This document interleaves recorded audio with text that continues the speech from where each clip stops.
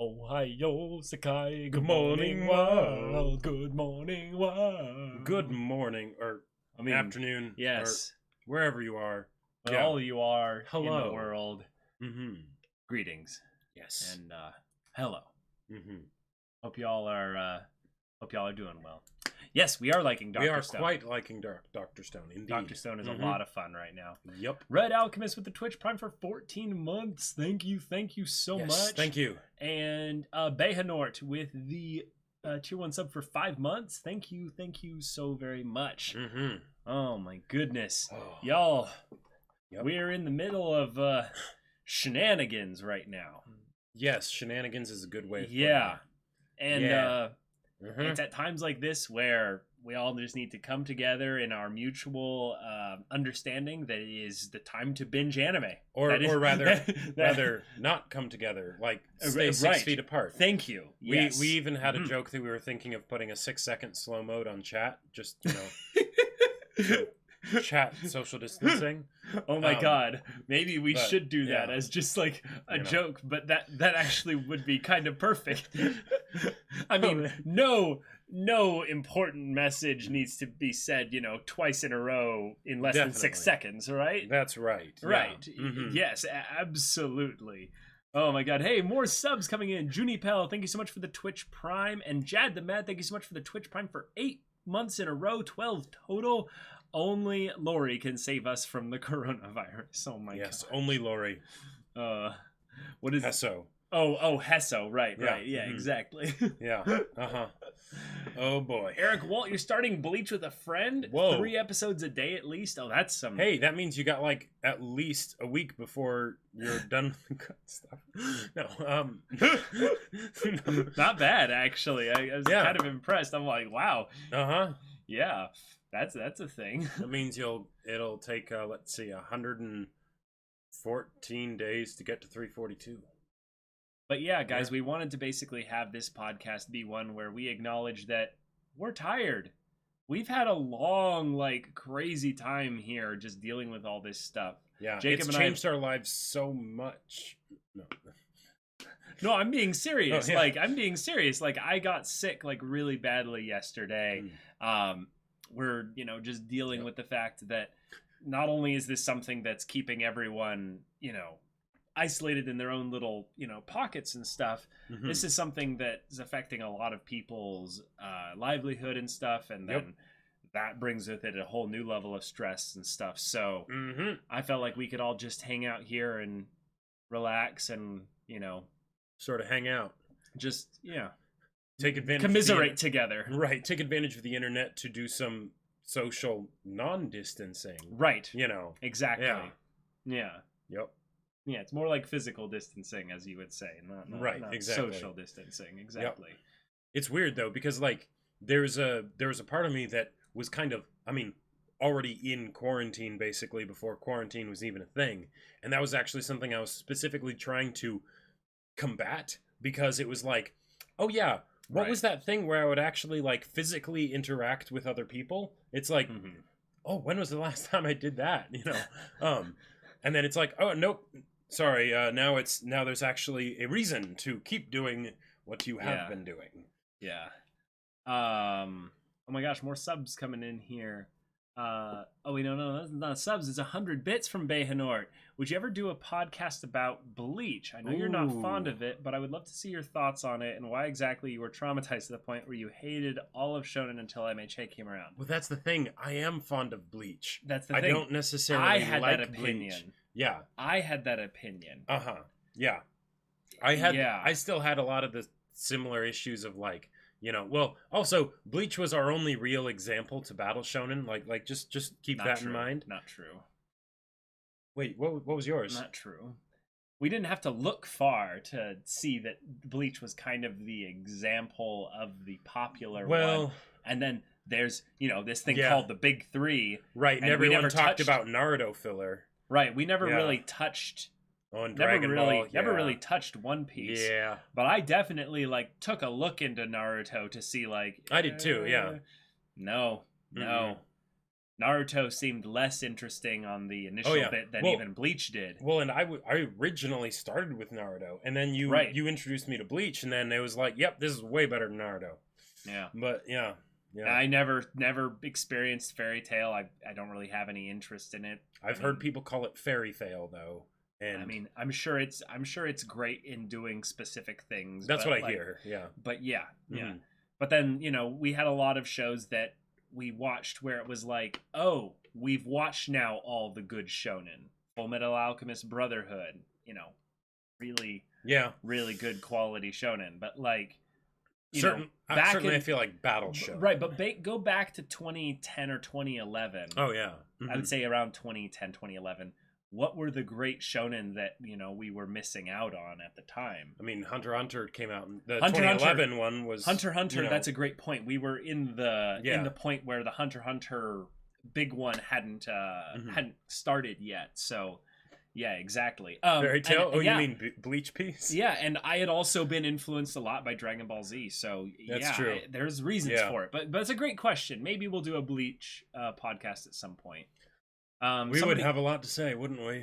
Yeah. Somebody already brought it up. Thoughts on the return of Tite Kubo's finest work. Oh yeah, Bleach getting the finishing adaptation. Well, the funny thing is that like I couldn't have cared less about Bleach's story at that point, so I just went and spoiled myself on all the all the actual like story beats of what ends up happening, and I didn't even really get most everything. I just got the Zangetsu reveals, the Kenpachi stuff, because of course I wanted to know about that, and then just the actual very very end kind of stuff, the kind of things where Naruto had this same thing as well.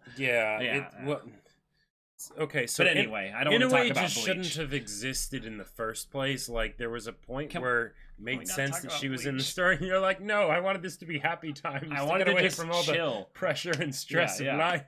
Yeah, can we just stop? I'm done. I don't want to talk about Bleach. Anyway. The stream is going already. Maybe something is actually going wrong right now, because for some reason it doesn't show us as having anyone actually watching the stream right now. Oh, really? Weird. Yeah. Bizarre. Yeah, stream's fine. Yeah. Okay. Yeah, stream's fine. It's just the Twitch app probably just having issues. But it's weird. It doesn't show any viewers still. Yeah. Okay, I know that you don't want to hear about Bleach. Can we not then? Yeah. Okay. So not. Like, yeah, no, I know. I was going to talk about something else. What? So, recently, I heard a bit more about interspecies reviewers. Oh. I'm like, how much should I push this?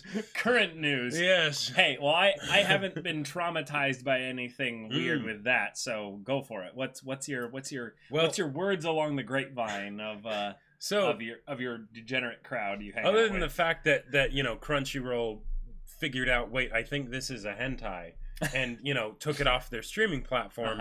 Apparently, it wasn't actually like that in the manga. While thematically it was still the same show and it covered the same topics, it wasn't actually a hentai. You mean it wasn't technically porn? No. Like apparently it wasn't even, from what I've heard, it wasn't even close to it. But it was just the subject matter was, shall we say, porn adjacent. And then when it got turned into an anime, that's when it actually started getting all the additional material, shall we say. That sounds painfully obvious then why that is. They couldn't sell things in a specific way in the manga format with it being... Because then they would have to classify it as hentai. But anime has been pushing boundaries so much recently that manga it's like... does too, but like... Well, no, but manga is a much older, industry. Like, those are...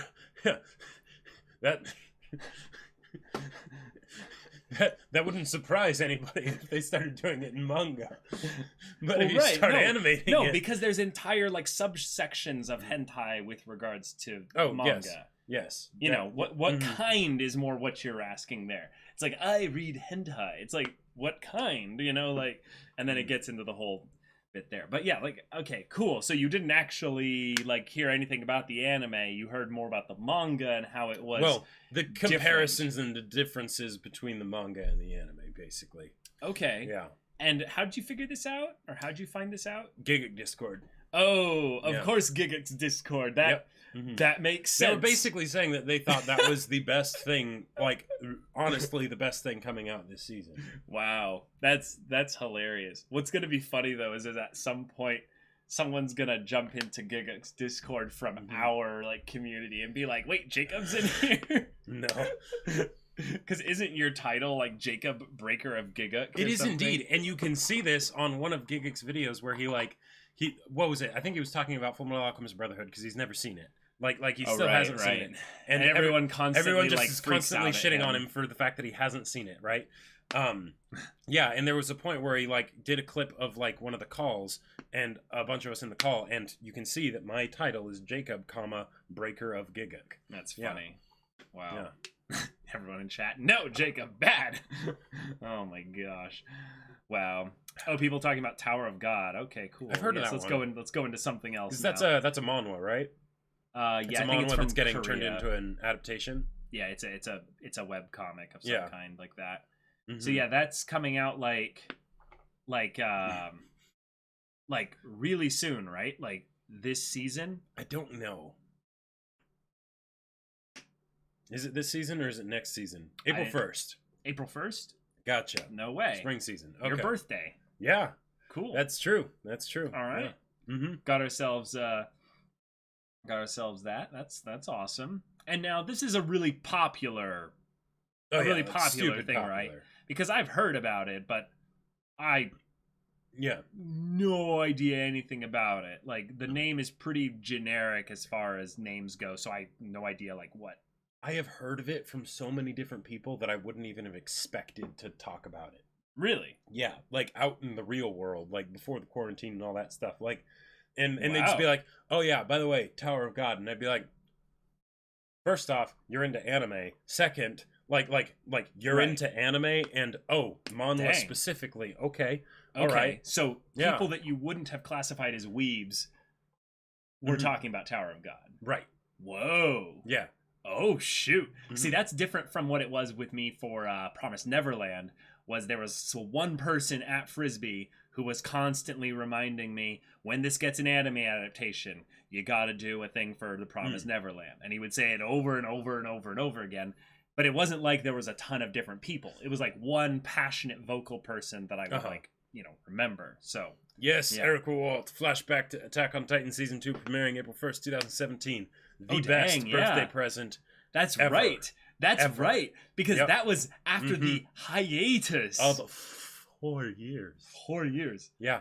Not as bad as BBC's Sherlock, but it's pretty dang bad. Yeah. It's not like Berserk level. Well, and also it was good after it came back, which helped, Oh shoot. The shade! Oh my god! It's an amazing read. In Before It's All an April Fool's joke. Oh my gosh. It falls into a problem a lot of manhwa fall into, which is never ending.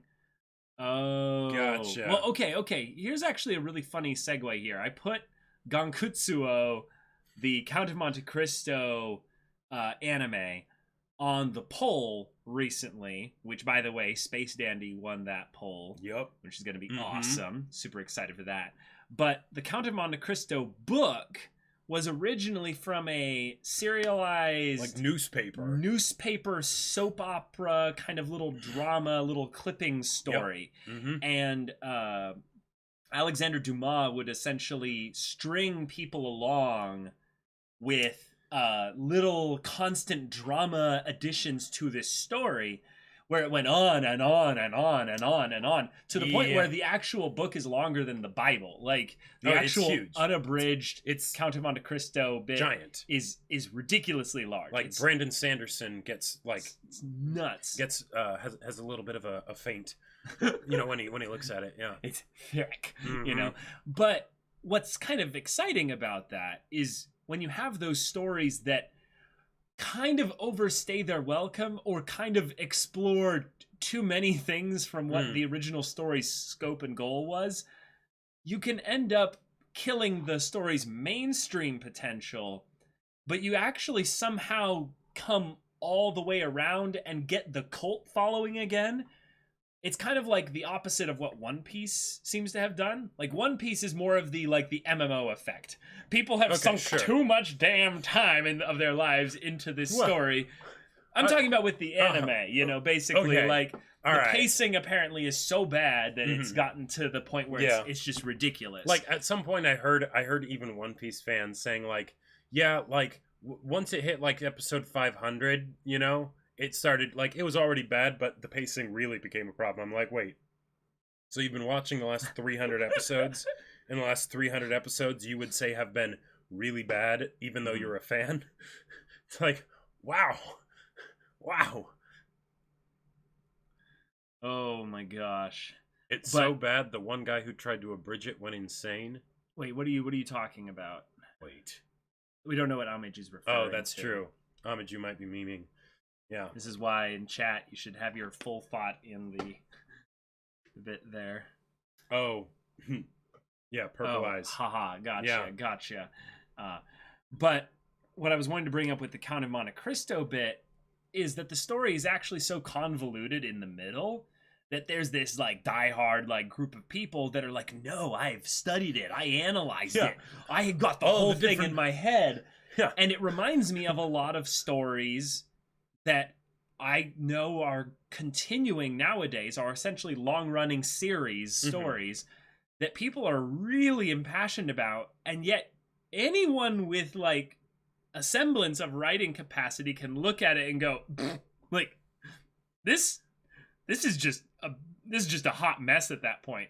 I'm thinking of like the Kingdom Hearts, you know, kind of stories, you know, like where it's a series of sorts, but it's like we're just kind of fate lore, like fate lore. I Yep. just recently finished Near Automata, and there's no way I'm gonna go back and play all those other games and stuff. So I watched a playlist analyzing all of the Yokotaro gaming universe stuff, and it's that same kind of madness where it just like it's just this unstoppable rolling ball just collecting all this stuff, and it's just madness. But there's something attractive in that, right? There's something interesting about the story that continues on, and it should end.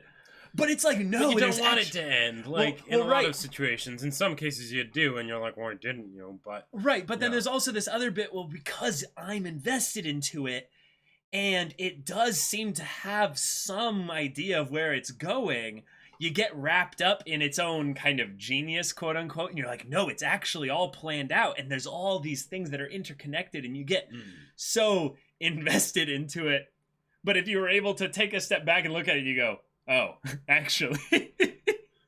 There are Kingdom Hearts fans who learned every term and played every game chronologically, and then there's people going, woohoo, Mike Wazowski. Well, I think you just watched the ProZD video. With Mike Wazowski.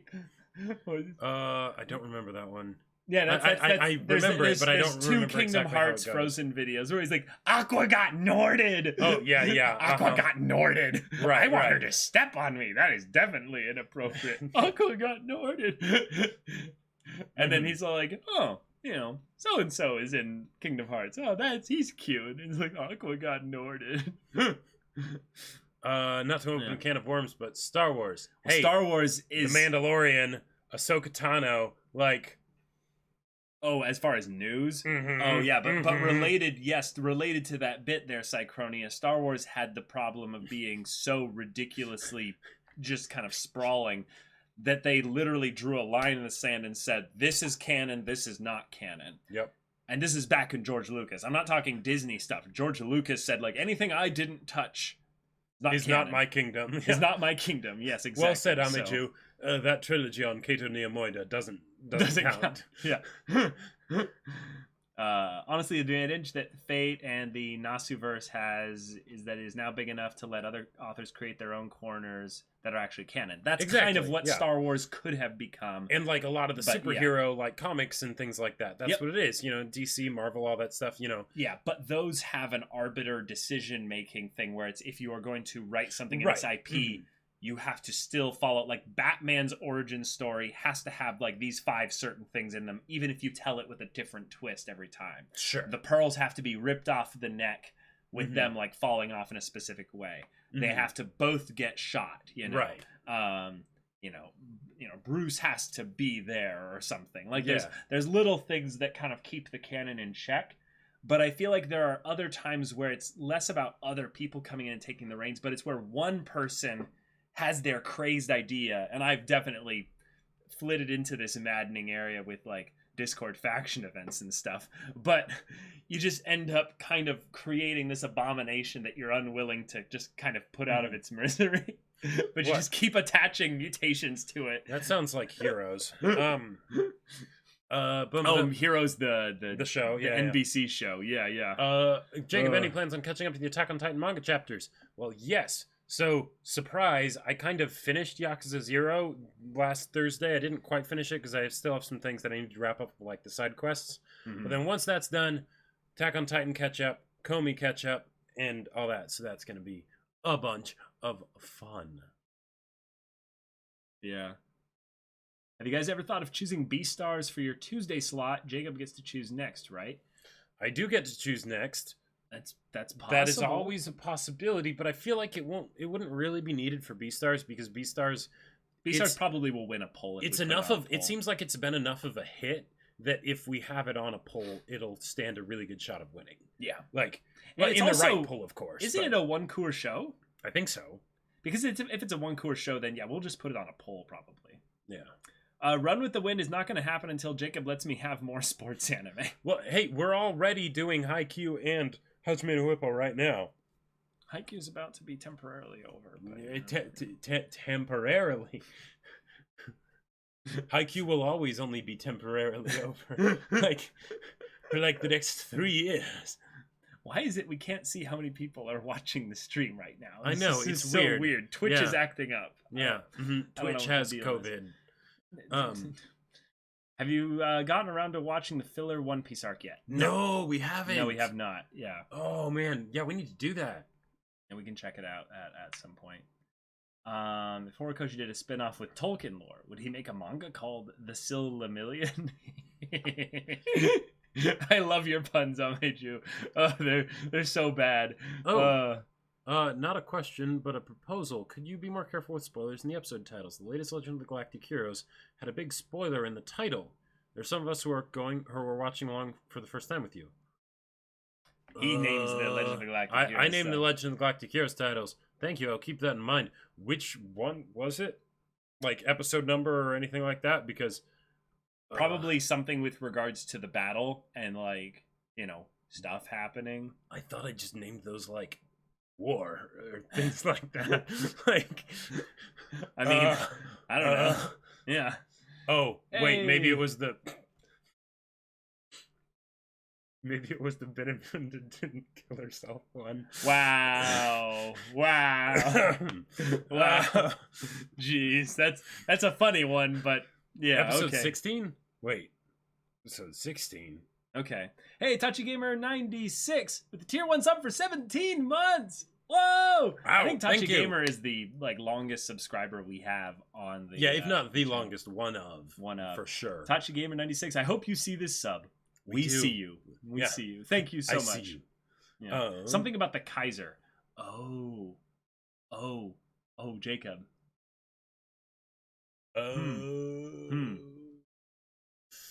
Okay. Yes. Hey, it's now Twitch is now actually starting to show it. Huh, that's interesting. Okay. Weird. Okay, glad you can see us now, Ron-san. We'll probably wait on the One Piece movies for now. Although have no rush to see those. I am interested in seeing the one that was directed by Mamoru Hosoda. Yes, we're interested in seeing it, but there's no rush in us watching it. Mm-hmm. Any chance of a reaction to the new Madoka anime? Well, okay. So here's the thing about Madoka Magica. Madoka Magica should have stopped with the series. Yep. But it was so ridiculously popular. In fact, like, so ridiculously popular, Jacob, apparently, like, the game that came out, like, one of the games that came out before Nier Automata, Yeah. literally the guy Yokotaro, that people think that he basically like took a bunch of drugs and alcohol and then watched that anime and then spit out the plot for this game based on that. Well, so like it's so influential that it's influencing like influencing game development and stuff. New Madoka sucks. I'm not too surprised. Like, we have very little interest in continuing that stuff, especially after what was the thing that you Rebellion, really liked? So you liked it for the most part, right? No, I liked it 98%. Wait, problem so just was the ending. So okay, if you guys, all right. If you haven't seen Madoka Magica Rebellion, let me explain it for you. For those first, if you haven't seen Madoka Magica as a show, you'd need to see it. It's an absolutely one of the best amazing show. Yeah, it's amazing. One of the best. I will make sure it's spoiler free what I'm saying about the movie. But basically, the show ends in a very specific way, and it's an absolutely fantastic ending that needs no additional content. Right? Yep. Don't do it. It tied everything up really nicely.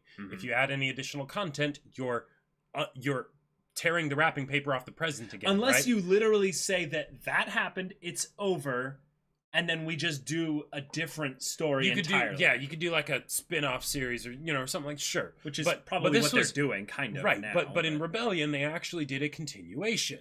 Now, I was like, hold on now. They actually did it in one of the few ways where I was like, okay, this is actually really good.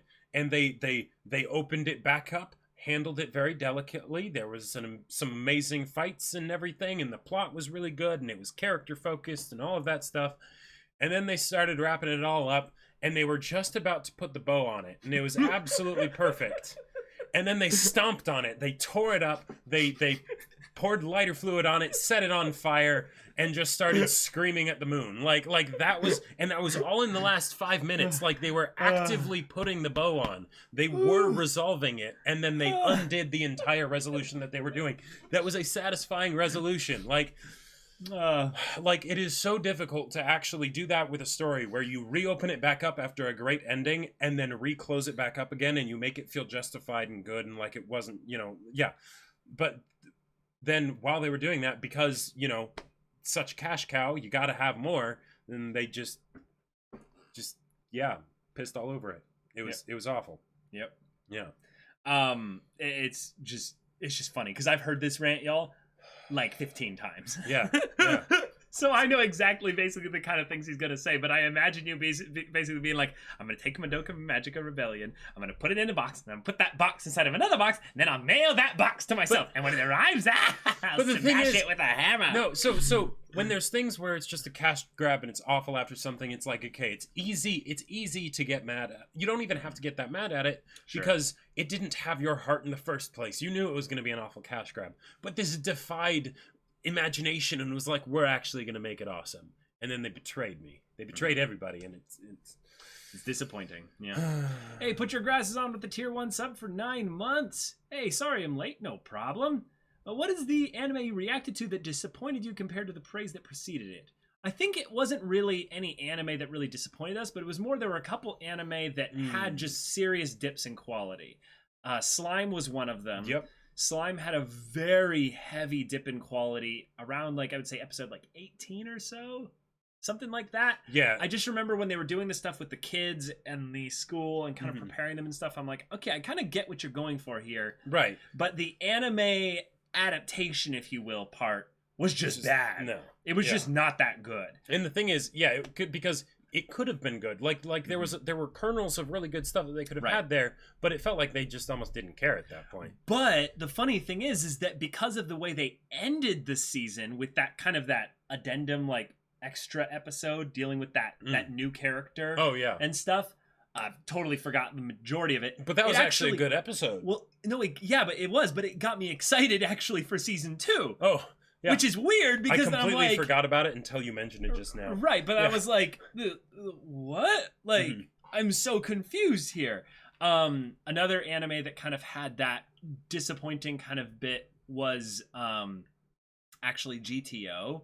There were multiple kind of one-off episodes in GTO where I was like, really? Yeah. oh, Yeah. okay. Like Fuyutsuki with like tanning and whatnot or whatever. Oh, that was the worst one. But yeah, there's other ones where it was just like, oh, but okay. I mean, I hear the manga. The reason why it was so good, like that in general, it actually wasn't a very good adaptation. Anime. But because the source material was so good, it couldn't not be good. You know, like there were just those points where it kind of shone through. Dororo also had some very serious quality. That one episode. Well, I think there were two. Oh, yeah? But yeah, it had some very serious just... Well, yeah, that one episode is just visually was like... But that was more of like, visual dropping kind of quality stuff. And it was just like, ugh. The other one I would say, I feel like it's not a proper answer to this question because of the specifics of the question. But I would say that the other closest thing is not so much when I'm disappointed, but when it's something where the praise for a show is so high that it's something where it's hard to match at certain points.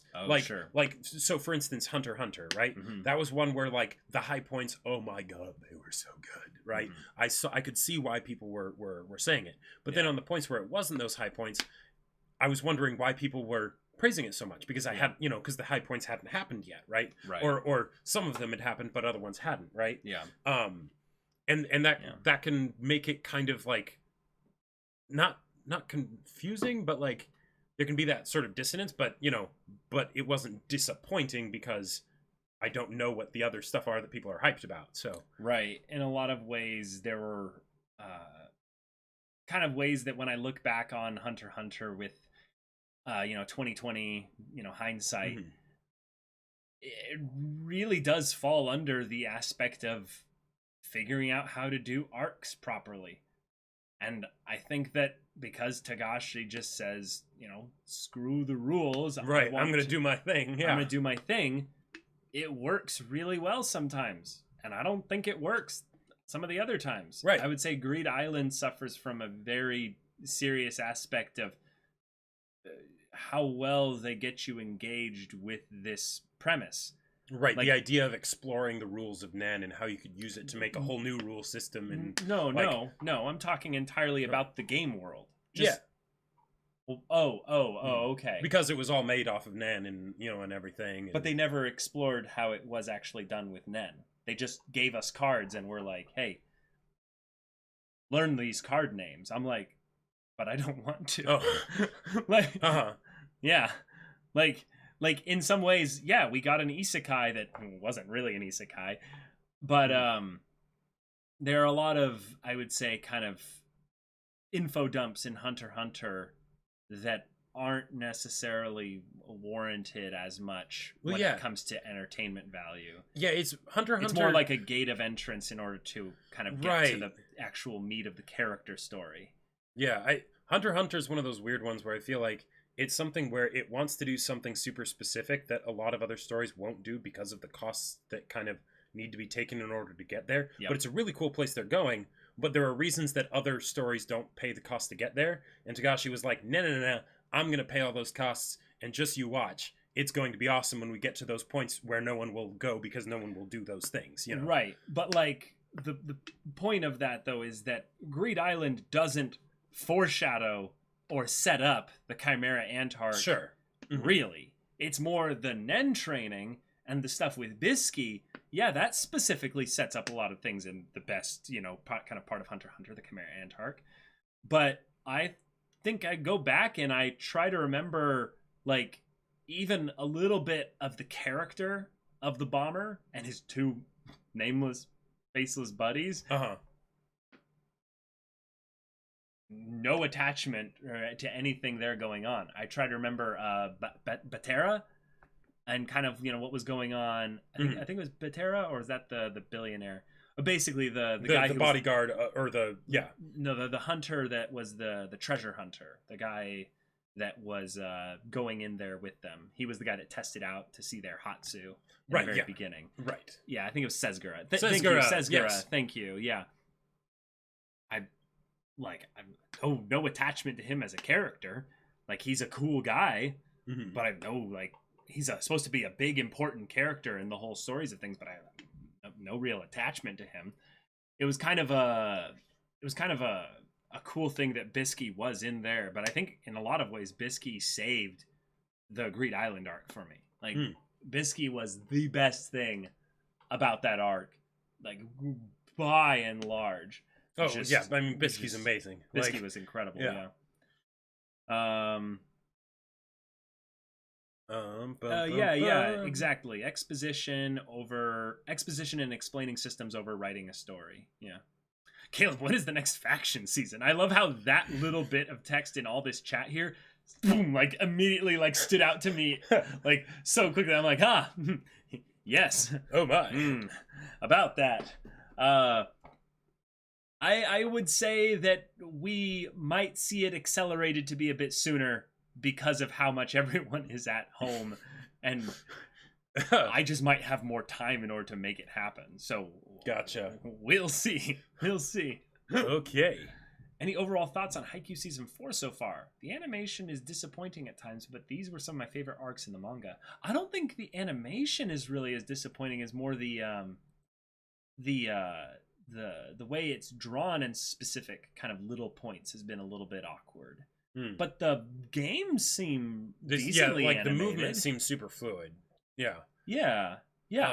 I don't know. Maybe if anything, you're just talking about the fact that there hasn't been a hype game yet, because it's been a lot of training, and then the intro game kind of a thing. Yeah, right. I feel like they're probably fine. gonna finish this cour with the next game being a hype one, and then that'll be sort of it for this break. Which, in some senses, that is probably most of the other cours of Haikyuu. I feel like have generally more hype stuff in there beyond just they're at nationals, and just the general excitement from that because they've been working so hard to get here. I think Oda handles arcs better than Togashi. Even small arcs tie into the bigger conclusion of the sagas, like Jaya tying into. Oh, hold on, missed that one there.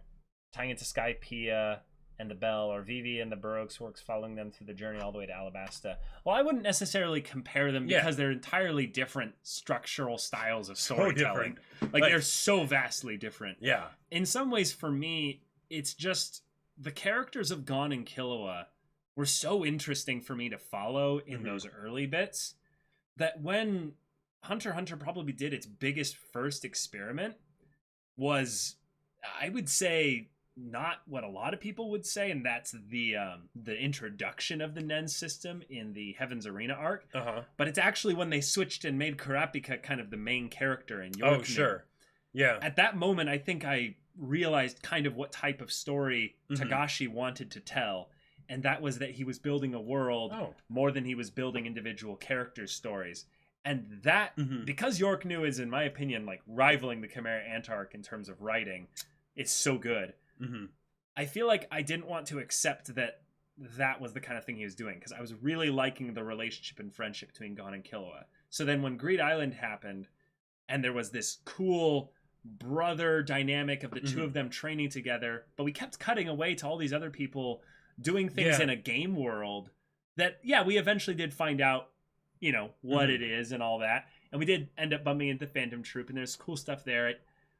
It felt like it was all a delaying of the good stuff that we did end up getting in the Chimera Ant arc, which really did focus on the dynamic between Gon and Killua, in addition to the other stuff which had thematic relations to their friendship. Now that I think about it, actually, that's probably one of the things that would have made Greed Island a lot better in my mind, or just I would have personally enjoyed it a lot better, is that because Togashi would do these things where he would focus on one character for like a little bit, right?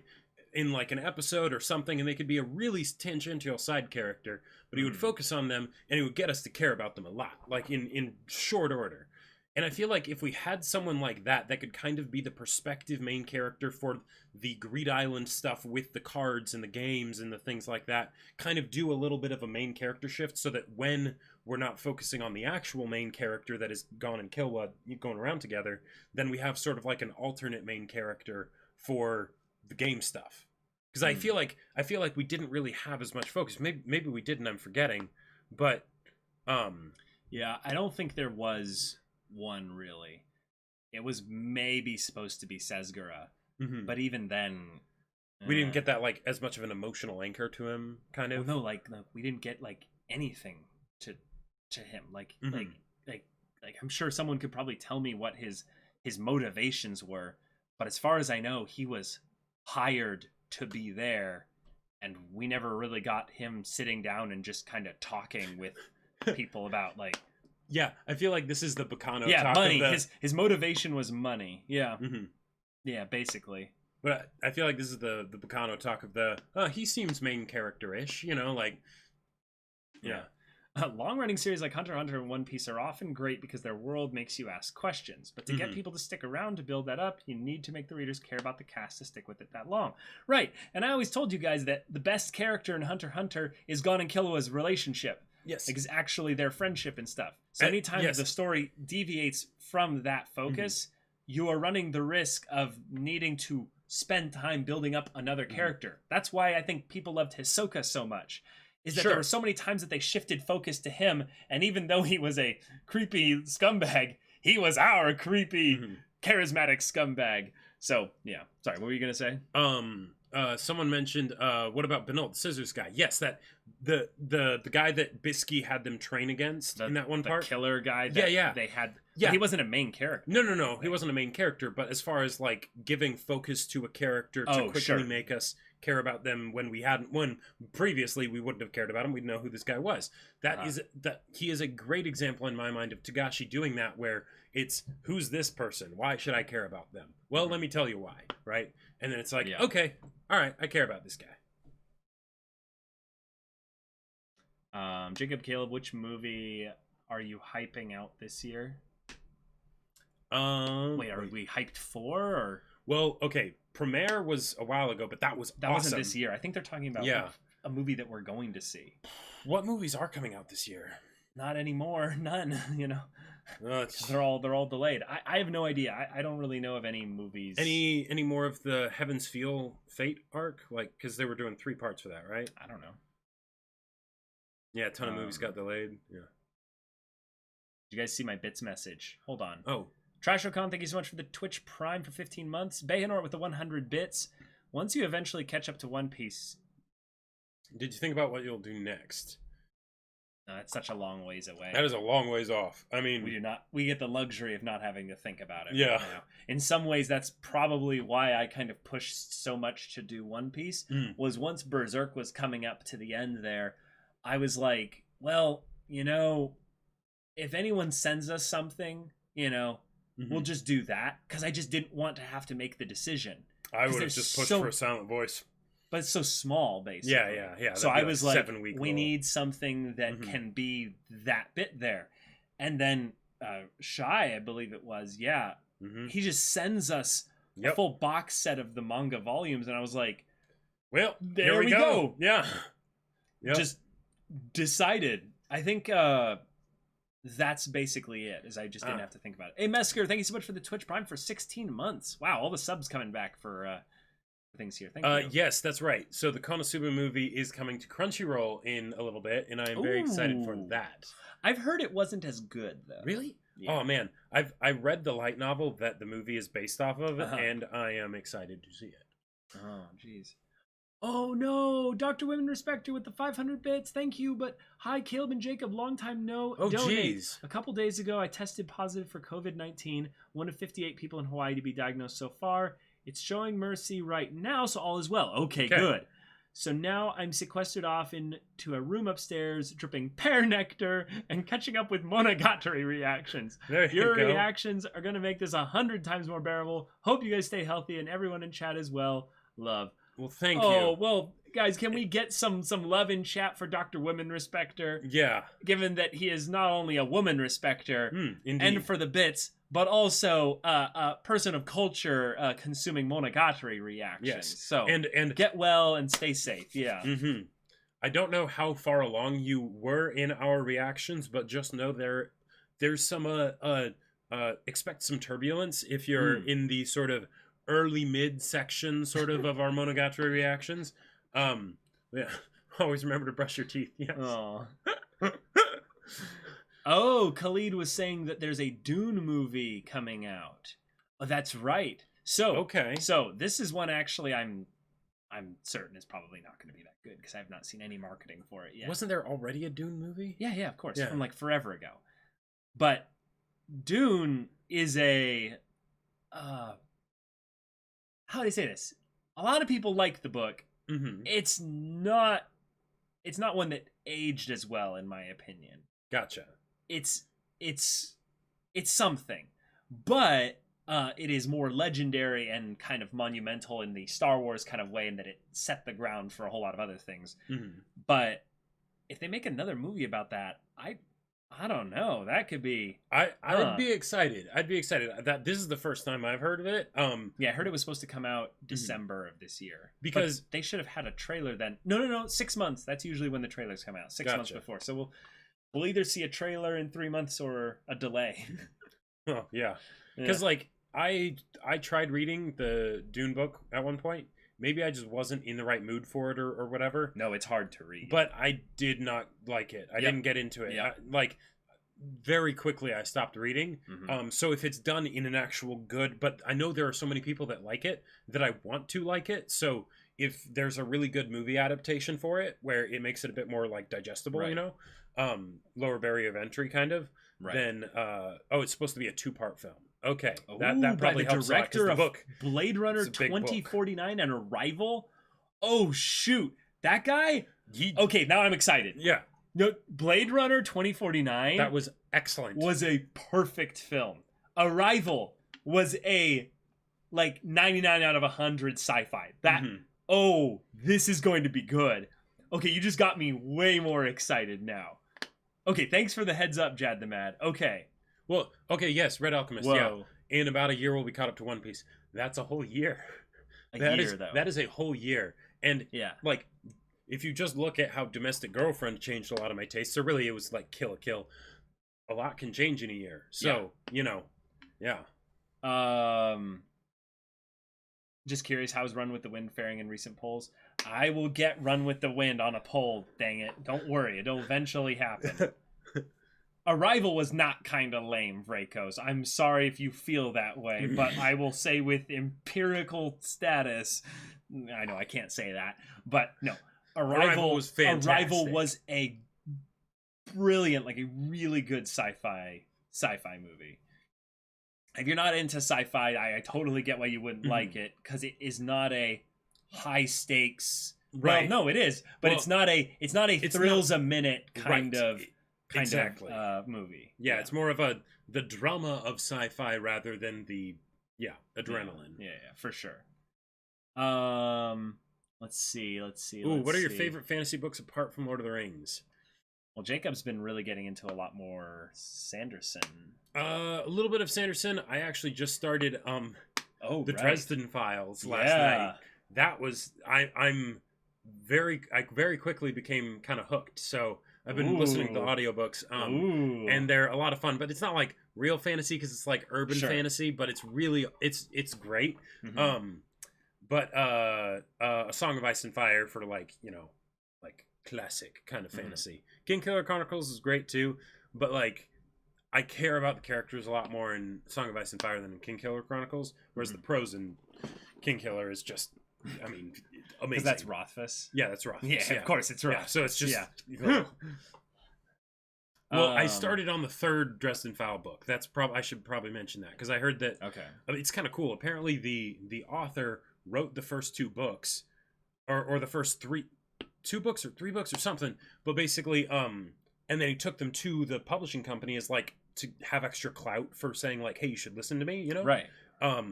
So the first two books are not as good as the third book because the third book was where they were able to, a lot more in-depth work on what was happening and things like that. Gotcha. Sweet. Yeah. Well, that's cool.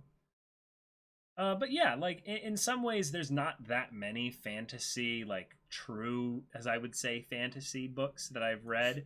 I still have yet to get into the Witcher books. I know, Grasses. I will. I will. And you have a perfect song to listen to on repeat while you're reading them. Wow. Go brain dead. Probably not happening on stream, but you could totally just reread One Piece after you finish because some small details blew my mind following along with your journey. I'm sure that's probably one of the best things about going through a series in a way with like reactors. It's probably one of the reasons why I love watching specifically Avatar The Last Airbender reactions and then Full Metal Alchemist Brotherhood reactions. Just I love what Amaju, interspecies reviewers is high fantasy, by the way. Oh my god. But what I'm saying is that like a lot of the fantasy that I enjoy nowadays almost is tending to be just anime, less so than books. I'm more enjoying kind of books from the sci-fi element, actually. You guys be spending a lot of time indoors, huh? Maybe you should play some really good long games. Persona 5. Well, we don't have a PlayStation, but thanks for the recommendation. Yeah, 24 Hour Cinderella is great to go with The Witcher. Nice. I mean, it goes great with anything. Caleb, Joseph Anderson is soon going to release an 8-hour-long essay on the whole Witcher series. He's been working on it for like 2 years or something.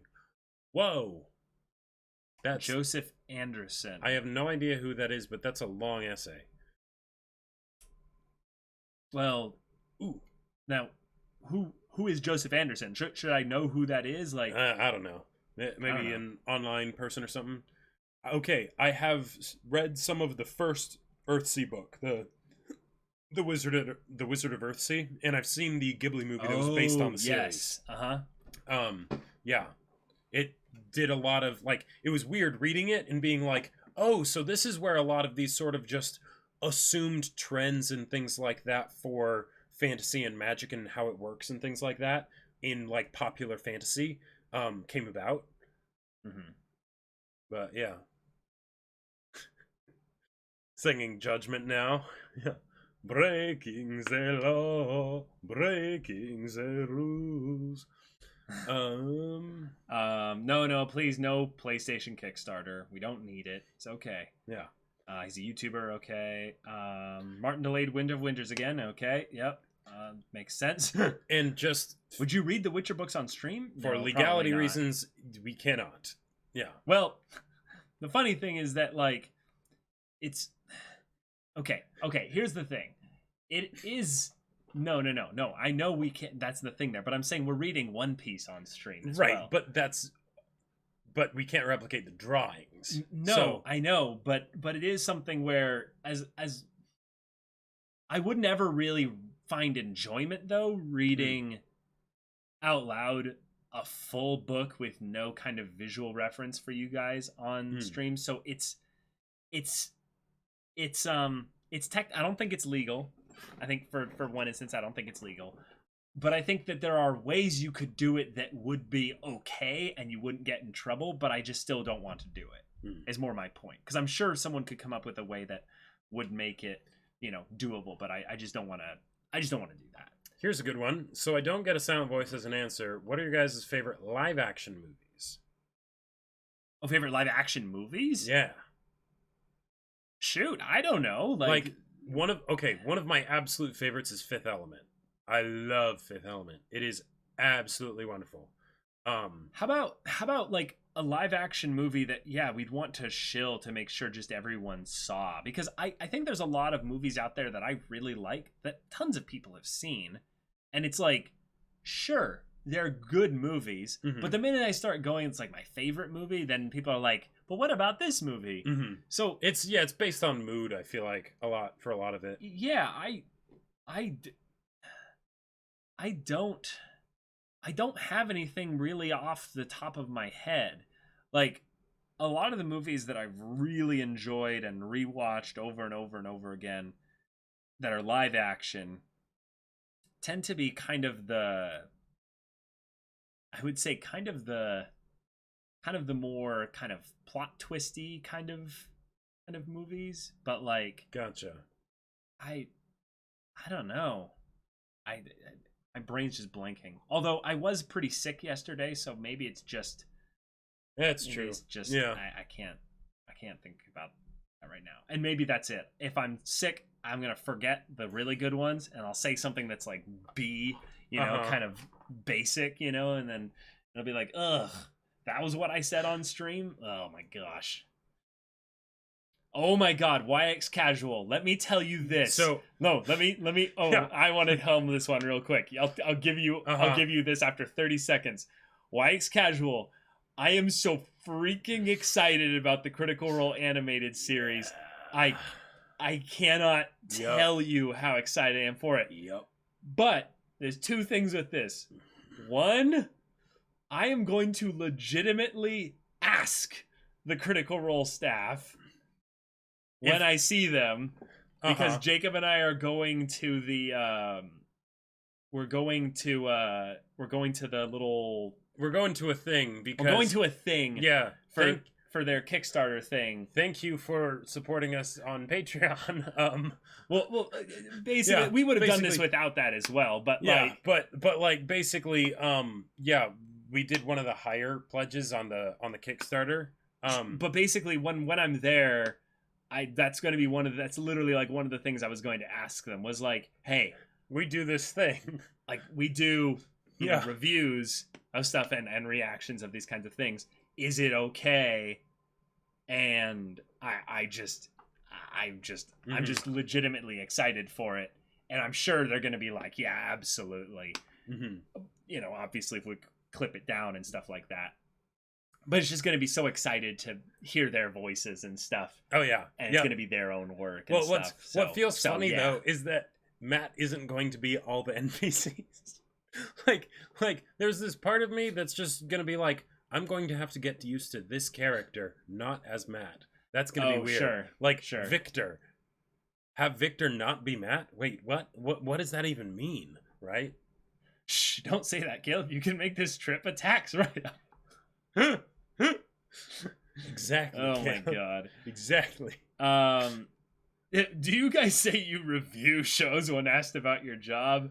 Oh my God. What I basically say is that I'm like a football commentator, right? But for anime. That's what I say. Oh man. The funny thing is that like I'm still really insecure about this to this day. And there's so many times where I'm basically in that adulting situation, and God, adults are basically like high schoolers, y'all. Oh, straight up. Can I rant about people above the age of 35 real quick? Can I just rant about it? Go for it. It's the perfect time societally to do it. Oh my God. Freaking. Oh my God. So I have been in so many instances where I have really, really kind-hearted people that are a couple generations older than me that are inquiring about my life, and I'm inquiring about theirs and vice versa. And there's this very calm exchange of just like, hey, like, I'm interested in getting to know you and connecting with you. Yeah, it comes from a good place. It comes from a really wholesome place. But there is this other side. There is this other side where if you are,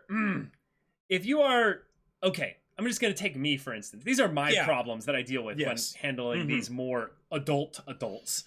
Is I'm 28. So I'm not old, and I'm no longer really, really young anymore. I'm in the prime, it's feeling great. But people will go up and be like, Caleb, like, you're working from home. That's pretty legit. What do you do?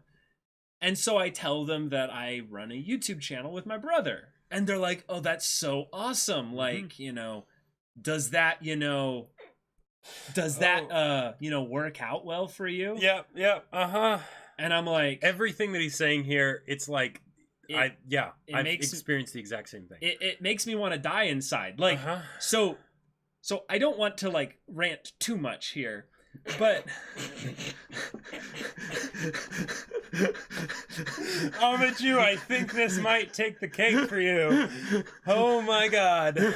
Jacob, oh my god. Yeah, I orgasm on stream about a shy girl and a comic in front of 100 or so people live. So imagine, if you will, that I'm telling people who are trying to legitimately like believe that I am a fully functioning adult and all that like my job or what have you is I review television. Like this is how I like relinquish the information slowly. I review TV shows on YouTube. And they're like, "Oh, awesome. Do you review Game of Thrones?" I'm like, "Yeah, we did videos on Game of Thrones." I'm like, very like, I'm not lying. I'm just like, and then they go like, "What are some of your other ones?" And I'm like, "Well, we have no other live action ones. So here Domestic we go. Girlfriend. No. And then they're like, show me your channel on my phone." No, you think that's bad? I have some thumbnails where I'm in the Ahegao shirt. Eventually, our grandmother's going to see that and have a heart attack. Oh, that's right. I've been using the Mandalorian. That is true. Yeah. But then eventually, this is the part that's really bad, is I've told some other person in this group. I told them a while ago. So while I'm beating around the bush, they're like, they react to anime. Like, they just blurt it out right in the middle of it. And it's in that moment where I'm just like, oh, my wing person, you have failed me. You have failed this city. Then all these mature adulting people who are, I would say around 35 to 50. Because for some reason, once they get up to around like 55 to 60, they're actually pretty chill. They just don't care anymore. They're just like, good for you. If anything, it's weird because like once they get to the 55 to 60, they're used to not understanding what's going on. Right. That at that point, they actually start focusing more on the money aspect, I feel like. Well, but with the other ones, they just kind of give you this look that they're struggling so hard to not show. And it's just like condescension radiating.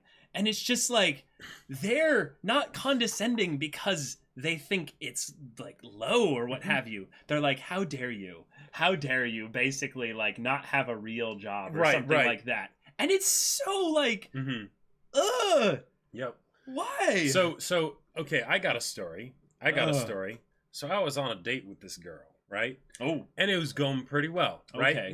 We'd been on a few dates before and all that stuff, and apparently her family was very like inquisitive, shall we say? Oh, I know this family. Yeah. That's right. Yeah. And oh my god. So there came a point where she was like, so one of the things that my family was sort of wondering is what's your 5-year plan? Oh no. Yeah. It's asking you already? Yeah. Jesus. So and there was like, and she was trying to be like polite about it and everything, but it was very clear that it was like, okay, like the family kind of wanted to know. So that's gotta be so awkward for her. Imagine. Yeah. Oh yeah, I know. No, this isn't a date, y'all. This is for some reason they're at her house. No. It was at her parents' house. No. It was she had talked, because we'd gone on several dates, right? So she had told her family about me, and they basically asked that, and then basically no. But this is the best part. Later on another date. Wait. You're changing the story? No. I'm so confused. No. Later on another date, basically I found out that the parents were like, but does that really count? Like, does that work? Like because but it's YouTube, like, you don't know, like, does it, like, how are you sure? Like, was that really what they're not asking? It's not like marriage or anything, like some kind of business arrangement.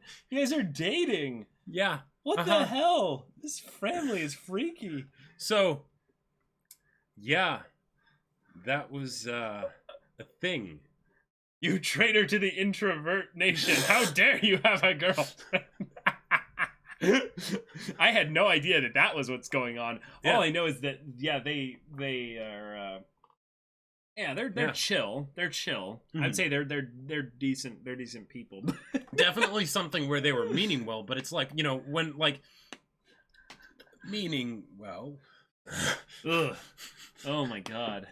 But yeah, that hurts. Thankfully, because the parents weren't actually there, I was able to just laugh, like right. at the absurdity of the situation, and yeah. But ugh.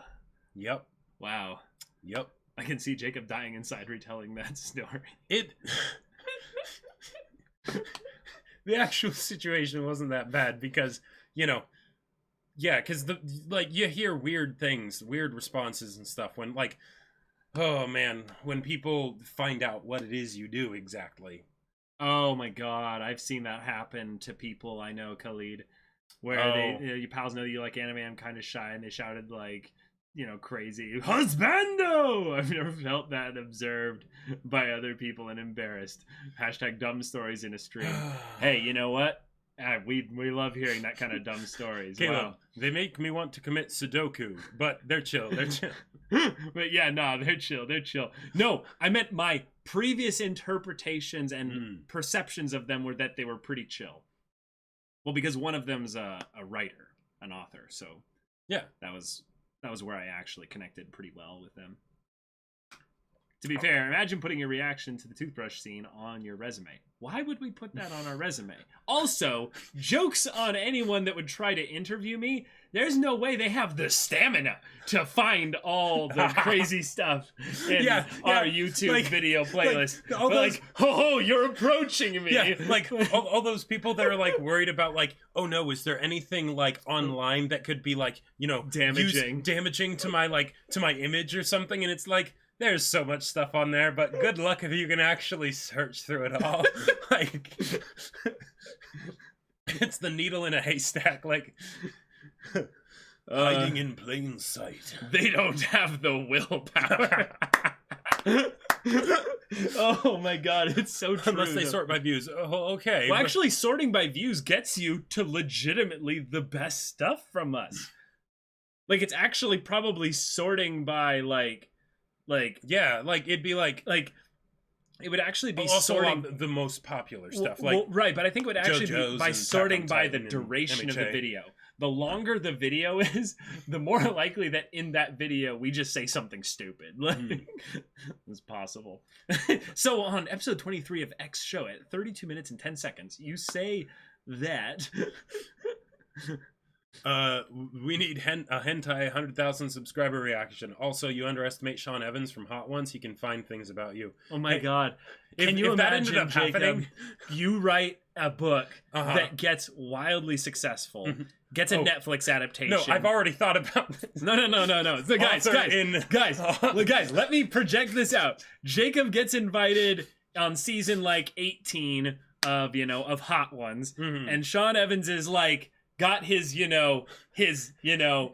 hand gestures and everything, and you're all how do you get these questions? You're a really good interviewer. And you're well, we got our best people on this, and we asked your brother Caleb, and you're oh shit. It's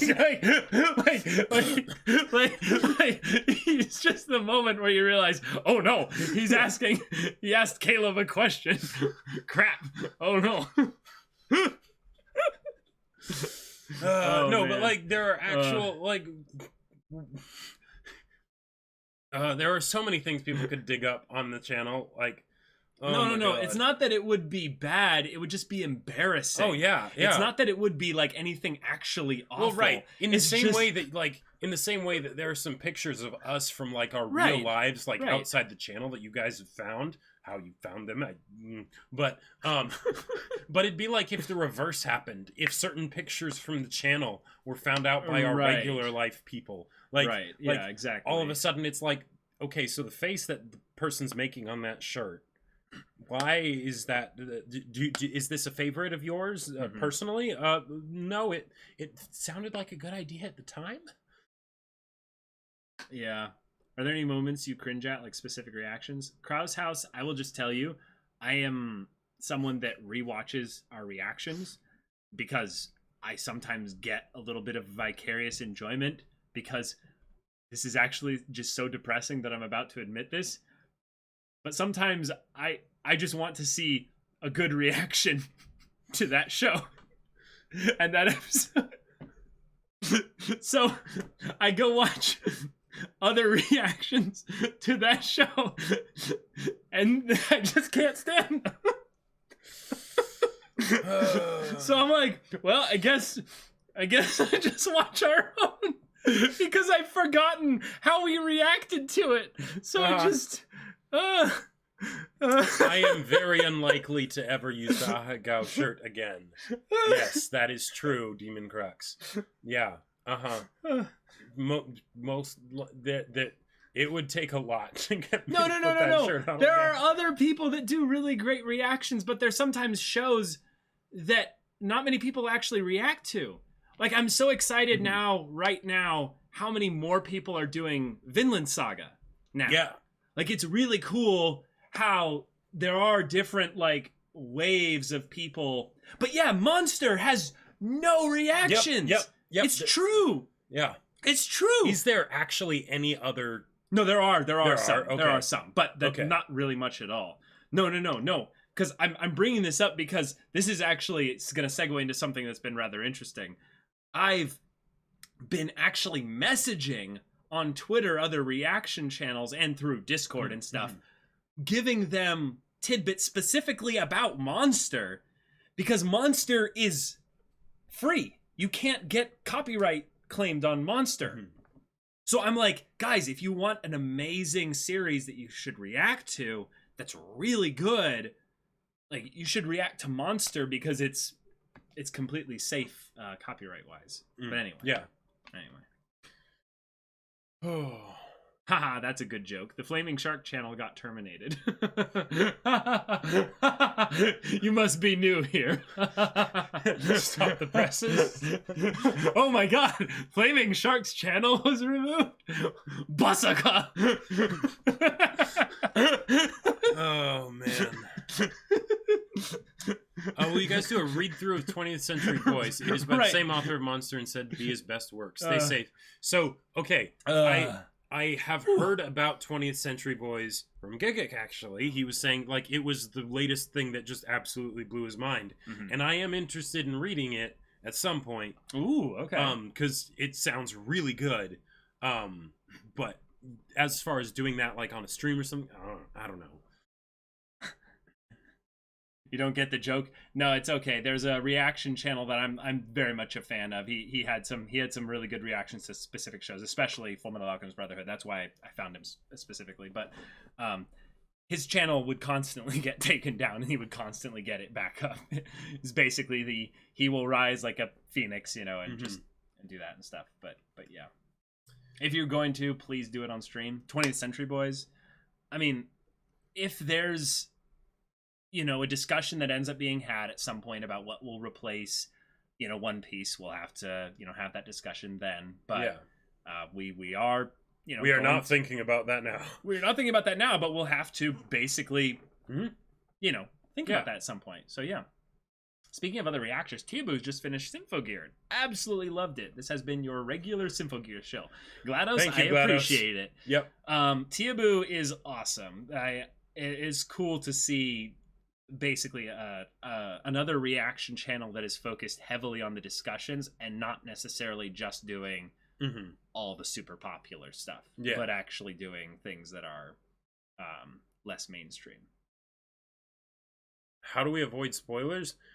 It's weirdly not that difficult when you don't have as much time to just wander like okay, this is actually the one sacrifice though. I don't wander fandom internet spheres anymore. Right.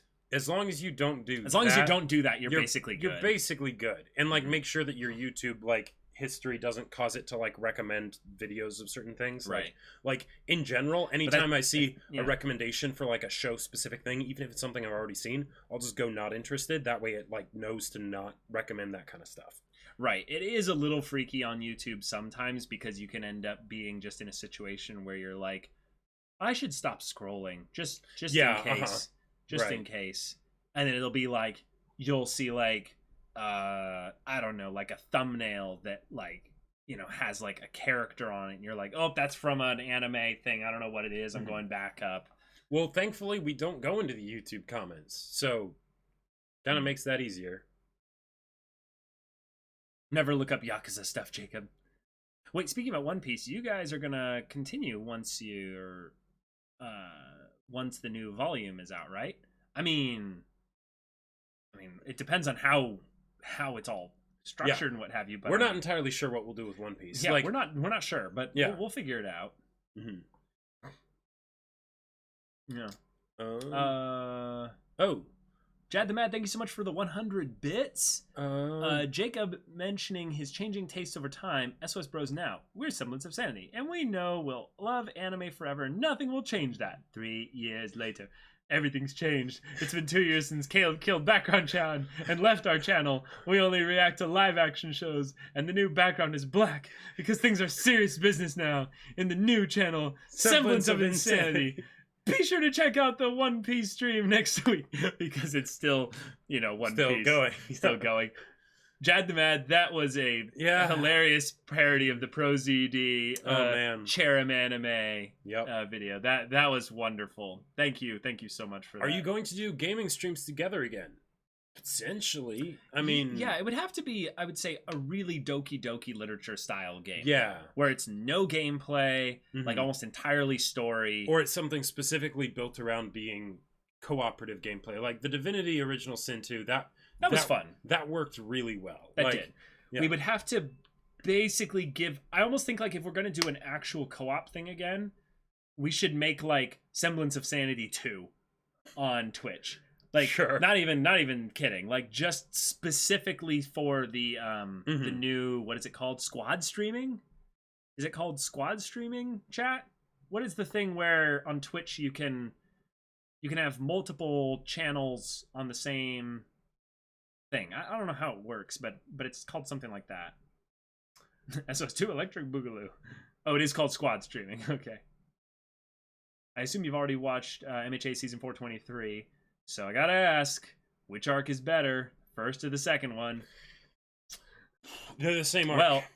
Well, yeah. So, okay. It's the B-side of the album, you know. Right. Like, okay. I actually say that in the actual video. But I don't want to say anything because of everything with Eri. Overhaul is not actually defeated until this most recent episode. That's when he's defeated. That's when he's truly gone. Right. Yep.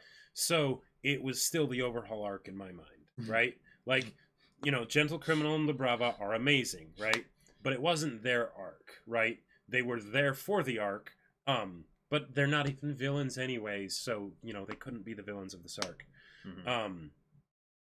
But yeah, that smile, exactly. But now it's actually over. So, yeah.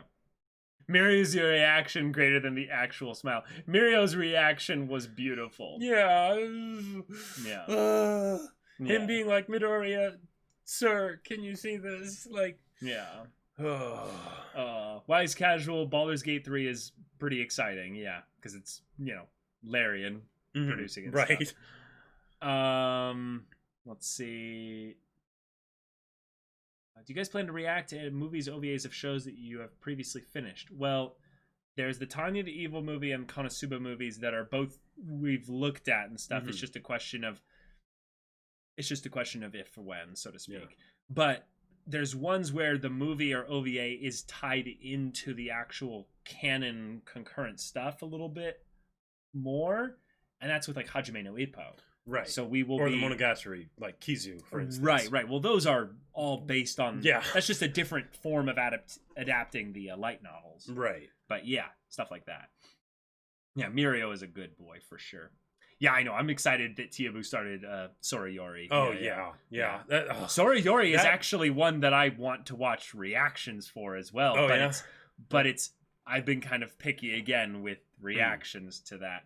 That is one. Well, I love watching reactions to it so much but the thing is, for me, it's all like live action reactions where it's like, okay, all right. You look to your right and there's someone there like, and I'm just crying to it, and you're just like, yes. But no, okay. Weirdly enough, though, when I rewatch A Place Further in the Universe, the part that makes me cry the most is not actually any of the parts that I would have thought.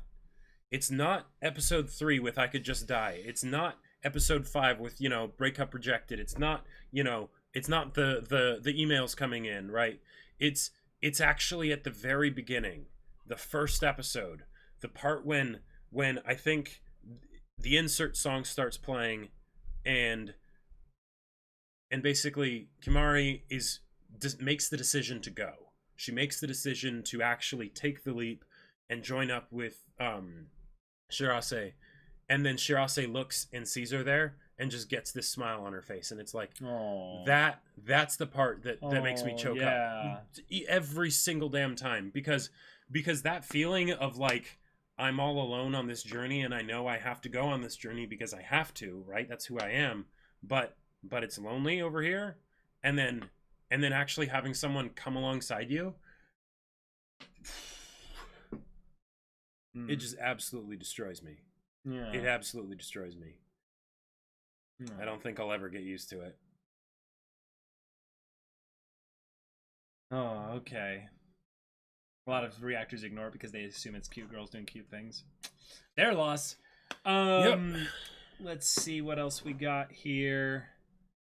Let's see. It's so hard being behind on MHA because I have to keep muting and not looking at chat constantly. Oh, sorry, yeah. Because also there's the dub being delayed as well, so a lot of people are stuck with that. Will you guys react to Kaguya and the ReZero's new season? Or no plan about it? Polls definitely. Yeah. Polls definitely. I can't guarantee any reactions at this point because we've just been like having to deal with all the crazy stuff going on with COVID. So, you know, having to be a little bit more realistic right now. Not even Twitch Prime Loot is shilling Raid Shadow Legends to me. Why are things like this? Hey, have you heard? It's one of the most ambitious mobile games of the last, 5 years or something. I don't know.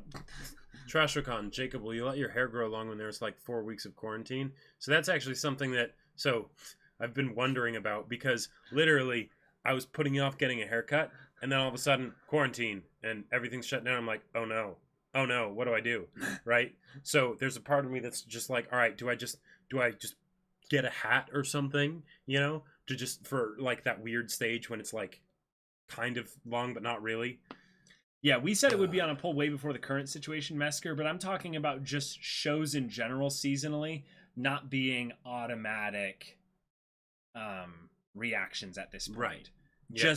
Just in general. That's maybe something that we should kind of like announce, but it's more just something we're feeling out right now. Because a lot of times second seasons are not as good as the first. Well, not only that, just with regards to our own stamina, just having more stuff come on. Right. Yeah. Because one of the things that we try and make sure we keep in check is like protecting our time, really, and our own sanity for the sake of the channel and everything. Yeah. But one of the things that can get weird with that is that as we watch more shows, does that mean that we're watching more things seasonally? Because, well, if we were to do that with all of the shows that we watched the first season of, when the second season comes out, eventually we'd just be watching like a bajillion anime all the time. Jacob, excuse me? New design for Jacob during the quarantine arc. Oh my. Hey, it's something that a part of me has thought about, but with my thick hair, it almost doesn't really work.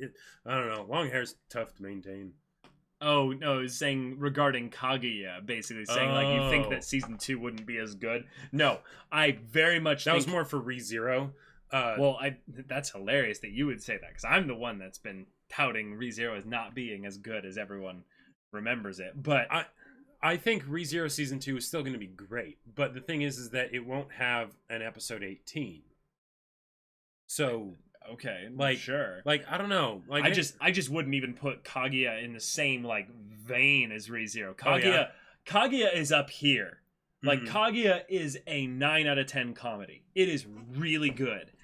ReZero is like good, but it's right here. Like it's a very clear it's a very clear grade down from Kaguya. I don't know why I'm so episode 18 confrontational today. Okay, so episode 18 isn't what made ReZero great, but I feel like it's the culmination of the best aspects of ReZero. Because what made ReZero great was Subaru. As weird as it sounds to say that the main character is the best thing about an isekai, he really was a great main character.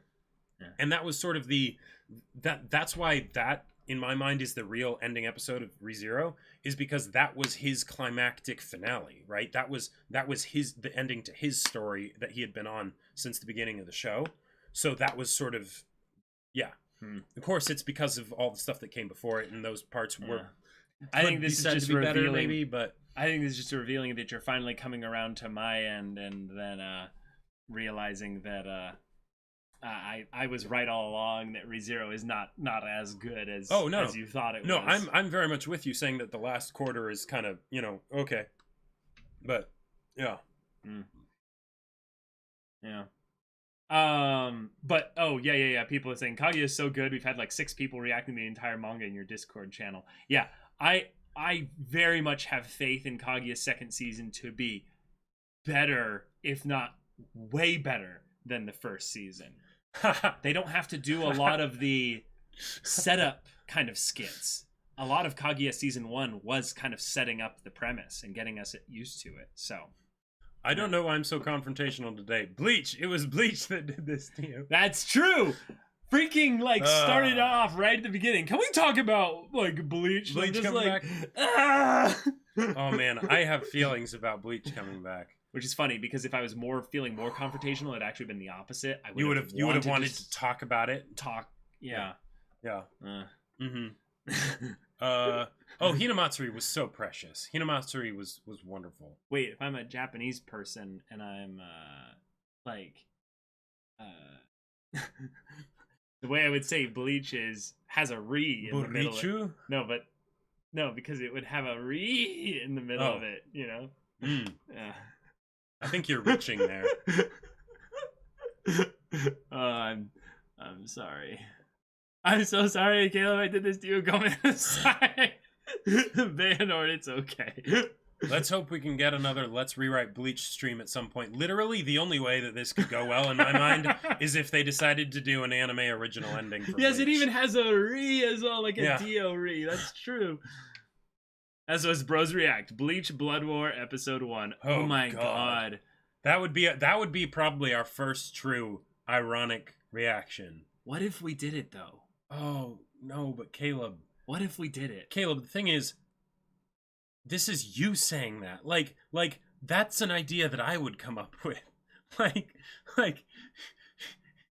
and then you can't stand even talking. No, wait. But the thing is that we don't react to things just to mock them. That's not our brand, right? Well, okay. To be fair, there were actually some kind of cool things that happened in the final arc of Bleach. Like what? Well, that's the thing. Actually, don't tell me, because well, I'm saying for the kind of story that Bleach is, but no,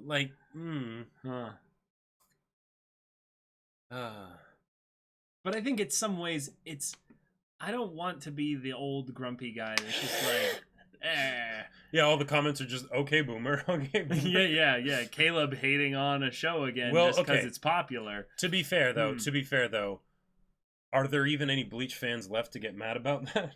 No. Are you kidding me? Do you know how many people are excited about this? It's surprising, actually. When I started hearing people get excited about it, I was like, I did not expect that. Right. Like there's a lot of people that are excited, and that's awesome. I am happy for those who are happy. Yes. Right. I just didn't think there would be so many. It's like, okay, here's a great example of things that is really back in my day, Bleach was about personal stake. God damn it, Bray, that's too true. Okay. Here's something that I've been feeling more and more myself. And I want to be kind of real with you guys here in a way that's like kind of sad. And I feel like more and more I'm realizing how easy it is for people in fandoms to become gatekeepers. Yeah. And can I just talk with you guys about this? We have a pretty shitty fandom. Like anime does. Oh, Like yeah. it's pretty bad. Especially in certain places. Well, no, let's just acknowledge it. Like, we get upset over the dumbest things. We make I'm waiting for you to use a specific so example so I can be how dare you? No, I'm not going to bring up specific examples. It's basically just there's so much gatekeeping in the anime community that I didn't even really realize how bad it was before this channel. Oh. And this channel has made me realize in a lot of ways how just bad anime fandoms can be. And like this is the other crazy thing. Like, I am not a video game person like that much. Like I am such a simple gamer. Like, I have very specific things I play and that's about it. But I just finished Near Automata. It was an incredible game. Changed my life, literally, the ending. It was so good. But found out all the deep lore stuff and everything behind it and what have you. And I was looking at this and I was going like, whoa, this is kind of crazy. It's a lot of ridiculous stuff going on in this story here. And it reminded me basically of an MMO. So an MMO is, this is all going to make sense eventually, y'all. When you get into an MMO for the first time, and you can tell that the MMO is a good MMO, and that everyone is really excited that you joined the MMO. And you get incorporated into a guild, you find some friends, it becomes a social experience, and then you end up like getting connected with everything there. I've played lots of great MMOs. I have played also really, really bad MMOs, like really I can bad attest to MMOs. And you can always tell when it's a really bad MMO. Like, I mean, not like an average MMO. Because average MMOs can be still really good. But when you play a really bad MMO and you get people that literally like will not pull you in to the community or what have you, like, you have to earn that. Like it's basically the equivalent of you need to grind to level what have you. I suffered to get here, you should too. You have paid the price to become a part of the community. Anime and video games, but because I'm more in the anime community, anime is so much like that. I'm like, I'm sorry, you're not allowed to have an opinion until you've watched all these anime here. Yeah. And I've realized just like, oh, that's so easy actually to get in the mindset of. Yeah. So, sorry for the rant, but yeah. But basically the sort of holistic point of it is that, you know, to be aware that pouring water on a fire of something that someone's passionate about really sucks, because we have to deal with that with all the normies usually, of people being like, anime's dumb and stupid and all that stuff. So why would we, you know, why would we perpetuate the cycle within our own community? Within our own community, we must stand together, right? So to infect all the normies. so that's actually the point I wanted to bring up, is that rather than that, one of the things that I thought the channel would help with would actually be a way in which I would get better at bringing more people into the anime community. Because I had already watched anime before the channel. I'd already watched, I think, around like 10 anime at that point, which back before the channel, to me, that was a lot of anime. And I had to fight for him to watch each and every one of those. One of them was Bleach, you know, the entirety. So there's that. But I feel like even as it's become a meme for me to rag on Bleach, I'm just realizing my own hypocrisy in that I didn't like Bleach.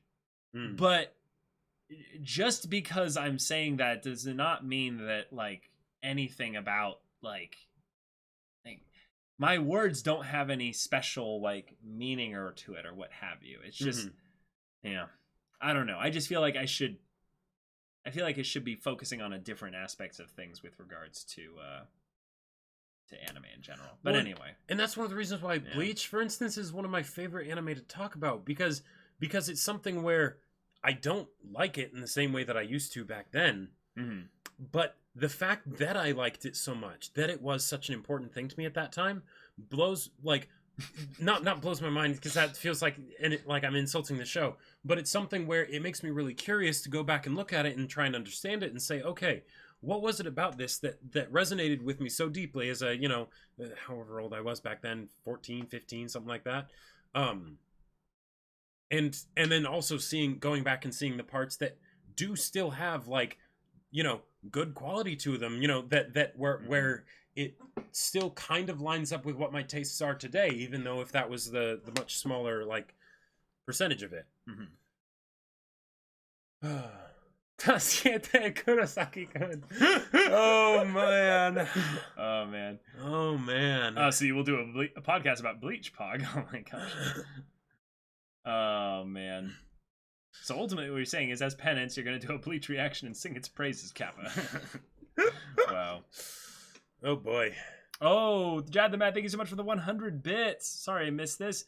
Oh god, I brought up Bleach again. I became what I meant to destroy. Wow. Sorry, wow. Missed the message there. Yeah.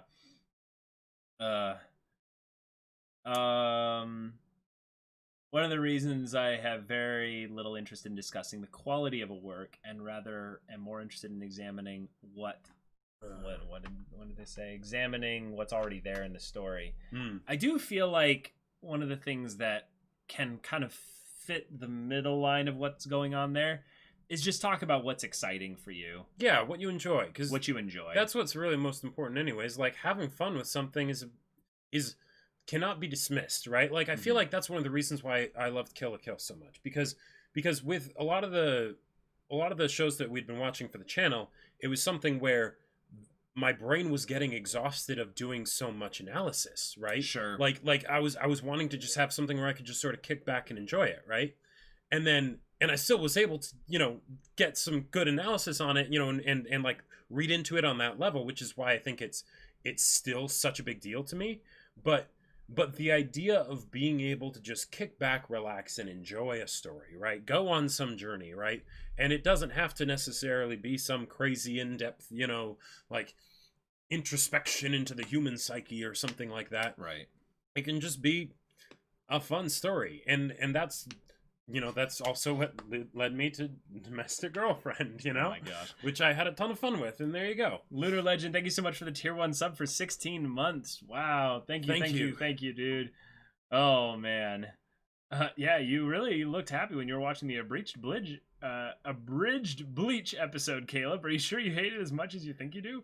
That abridged series is genius. Well, and that episode in particular is absolutely That's golden. the best one. I think because originally someone told us about that abridge, and we actually checked out the first episode, and as a lot of abridges go, the first episode, won't be that great, right? Yeah. It'll be pretty dumb, right? Yeah. But we watched it and it was like, oh, okay, whatever. And then they were like, no. You need to watch like this specific one. Right. And then we sat down with them and we watched that one. Yeah. And it was like, okay. Yeah, that was really funny. Yeah. This is amazing. Yeah. Right. Yeah, truly bad anime aren't talked about, they get buried and forgotten. And this is something that I kind of want to end this little discussion bit here, but there are a lot of times where we're getting asked for opinions on a specific anime, and there are a lot of things that we liked about the anime, but the opinions are specifically like, what didn't you like about it? And it's like, well, like, I don't care really to remember what I didn't like about it. So it's kind of that thing of the things that I don't like about the things I don't really remember as much, only unless like the thing is so ridiculously like bad that that it actually stands out in your mind. Right. I feel like like what Rebellion is for me is that it was so good that it earned that slot in my mind, And then it was like, why did you do that? And that's why I Right. actually remember it with such intensity as opposed to just, forgetting about it. Yeah. But anyway, that's basically the gist of it. Best part about Bleach is still that the tall, muscular, sexy Southern guy's name is literally Chad. Lunar, if we were talking about hang-ups, how about people bending over backwards to try and justify taking certain stories seriously, even if they are popularly considered bad? Is that a hang-up? Is that just one that you have to deal with more often? I don't know if I've had to deal with that one as much. Well, I don't know, it's weird because like everyone will see a different thing as serious versus like silly, right? Like one man's cheese is another man's gold, right? I feel like it's more the other way around. I feel like there's a lot of times where people have a generally popular thing and then people will bend over backwards to try and showcase how it's bad. Like it's the idea of like, this thing is really popular, but it's not. It hasn't been relegated to masterpiece status by the general internet community. So I'm going to showcase why it's not worthy of being mainstream popular. And I would also say, and maybe it's that like all of these are true, in like their own circumstances and whatnot. But I would say oftentimes the times when something is popular, people are trying to prove that it's bad, they don't actually put that much effort into it. Because oftentimes it's actually good, but they want to be able to say that it's bad so that they can pat themselves on the back. But, yeah. Yep.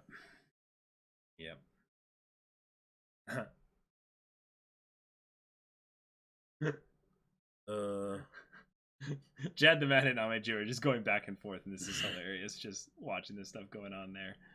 Oh, man. Okay, so you kind of... I get what you're trying to say, yeah. SOS should make a Hunter x Hunter is not a masterpiece video. You'll get a lot of views and probably a lot of dislikes, but I don't care to prove. Is that a reference to the Clan Ad is not a masterpiece video? Oh, is that a thing? Yeah, it was like a two-parter that sounds like a Digibro. No, it was who did maybe that? It was a really small-time YouTuber. Ryoga was the name of the old channel, like dead now, right?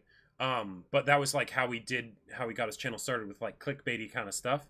And he actually did a really good one on Toradora.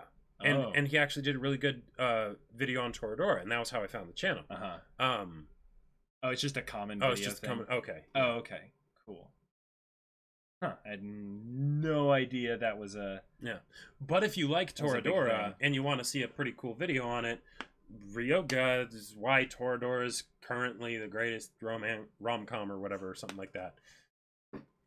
Oh, I thought you were going to say one where Toradora is not a masterpiece. Oh. And you're like, it's a really good video. I'm like, wow, Jacob, very mature to take a video that has an opinion you disagree with, and be like, it's a great video, yeah. Hot take, I ended up disliking all the cast of Toradora except the press. No! Oh no! But you at least appreciated Lost My Pieces, right? That background track. It's real good. I try to make it a rule to never say why a story is bad, only how it could be better. Yeah, that's a good mature way to look at it. Or why you didn't enjoy it, There was a Twitch streamer, there's a Twitch streamer that plays Hearthstone that I follow quite a bit, and he's a huge anime fan, and he's more of a shonen guy, like he specifically really likes Hunter x Hunter, JoJo's, Fullmetal Alchemist Brotherhood, stuff like that. And he went on a rant about why MHA is like dog shit, and people that like it, just are like are suckers for just lame storytelling and stuff like that.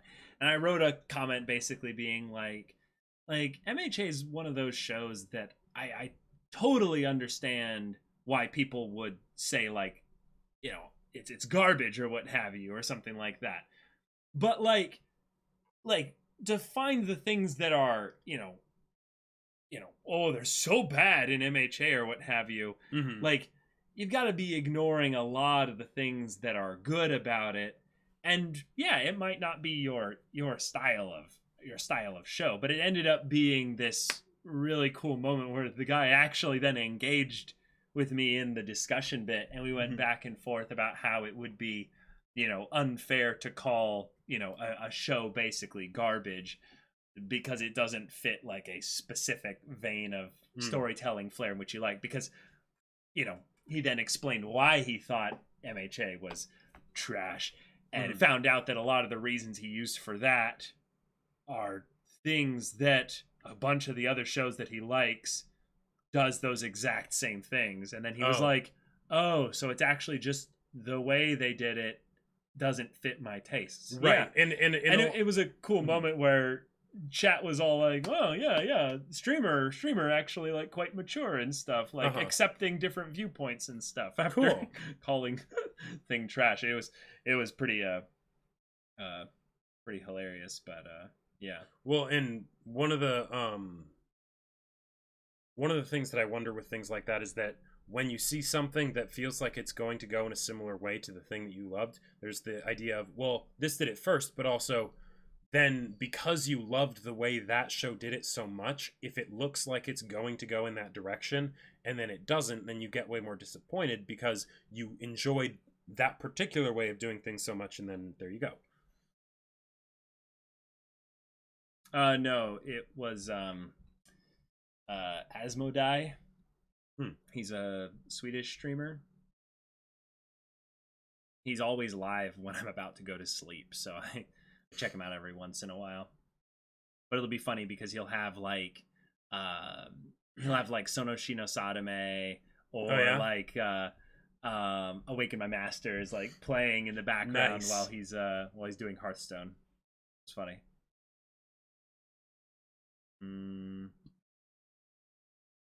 Oh, alternatively, make a video called Why X is a Masterpiece and pick a show everyone loves, easy views, no dislikes. Oh, sure. Well, there's a part of me that's wanted to do that for Frozen, actually.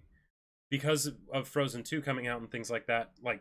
And basically, because I feel like... Don't you like Tangled more than Frozen? I do like Tangled more than Frozen. But it's something where Frozen got so popular that it became popular to hate on it, even when it's actually still a fantastic Disney movie. So it's one of those things where it's like, hey, like, just as a reminder, here's why Frozen 1 was actually really good, and this is where maybe Frozen 2 didn't quite live up to the standard set by that, but, Yeah. I feel like even trying, because it's in some ways it's kind of silly, because I don't feel like even at some point it's really necessary to defend these types of things. The work speaks for itself. Well, and if people don't like it, then they don't like it. Well, right, but in some ways it's something that's kind of funny, because when someone says something, an opinion that I disagree with, and I immediately get the feeling or the desire to tell them why they're wrong, I lose out potentially on a lot of things with understanding like why the person said that kind of thing. And specifically with anime fans, I feel like it can get really just, you can get really into the mud of things rather than actually just going after finding the things that they do enjoy. Well, and also defending something for the purpose of helping someone see how good something is so that they can get that enjoyment out of it if they haven't already, versus defending something specifically because it needs to be defended from this person that said something bad about it and now I must prove to you that you're wrong, kind of a thing. Those are two very different things. True. Yeah. I think maybe it could be cool at some point to end up making the kind of videos, though, where instead of it being like talking all-encompassingly about a specific story, talking about why I really like this thing in this story.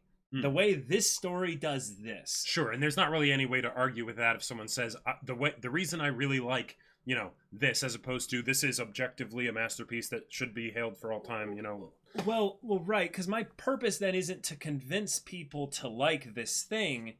It's to draw attention to something that people might not have been looking at initially, separated from the whole.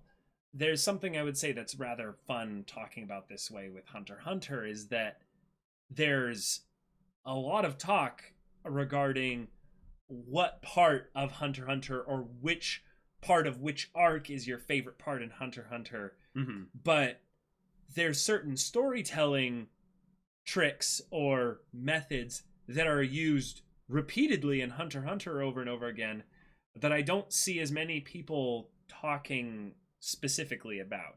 Like, they'll talk about the general stuff, but they won't take that thing and go like specifically in depth. Like the all is not what it seems kind of a thing, or yeah, like subverting expectations. I would say that's kind of an example of it. I would say that that's still a bit too general, but like going like really specific like that would be kind of fun to do. But yeah, that is exactly why I love Super Eye Patch Wolf. The guy only talks about stuff he's truly passionate about. Yep. His videos are great. I remember watching his one on the fall of Bleach and how it happened, and that was really eye opening. Would you guys be willing to do more podcasts about shows when you finish reacting to them? Potentially. I would say potentially. It depends on whether or not the show kind of needs more discussion, though. Because in some ways, for us, we don't get as much enjoyment out of it or so much really meat to discuss other than kind of talking over again the things we've already discussed if the show doesn't need it necessarily. So like Plastic Memories doesn't really need a podcast. Kaguya, I mean, maybe we did one on Kaguya, but I don't think we did one on Kaguya. I don't think so, because that one, it wouldn't really feel like it needs it, right? Mm-hmm. If it's something where most of the episode by episode discussion kind of covers everything that needs to be talked about. Yes, like the importance of relationships in Hunter x Hunter. Like specifically the idea of like how Hunter x Hunter handles the power of friendship. Like actually Hunter x Hunter has a huge plot point in the Chimera Ant arc that is entirely based around the power of friendship. Like probably one of my favorite little side things in the Chimera Ant arc is because of Nakama. It's really cool. Kaguya, not deserving of a podcast? How dare you?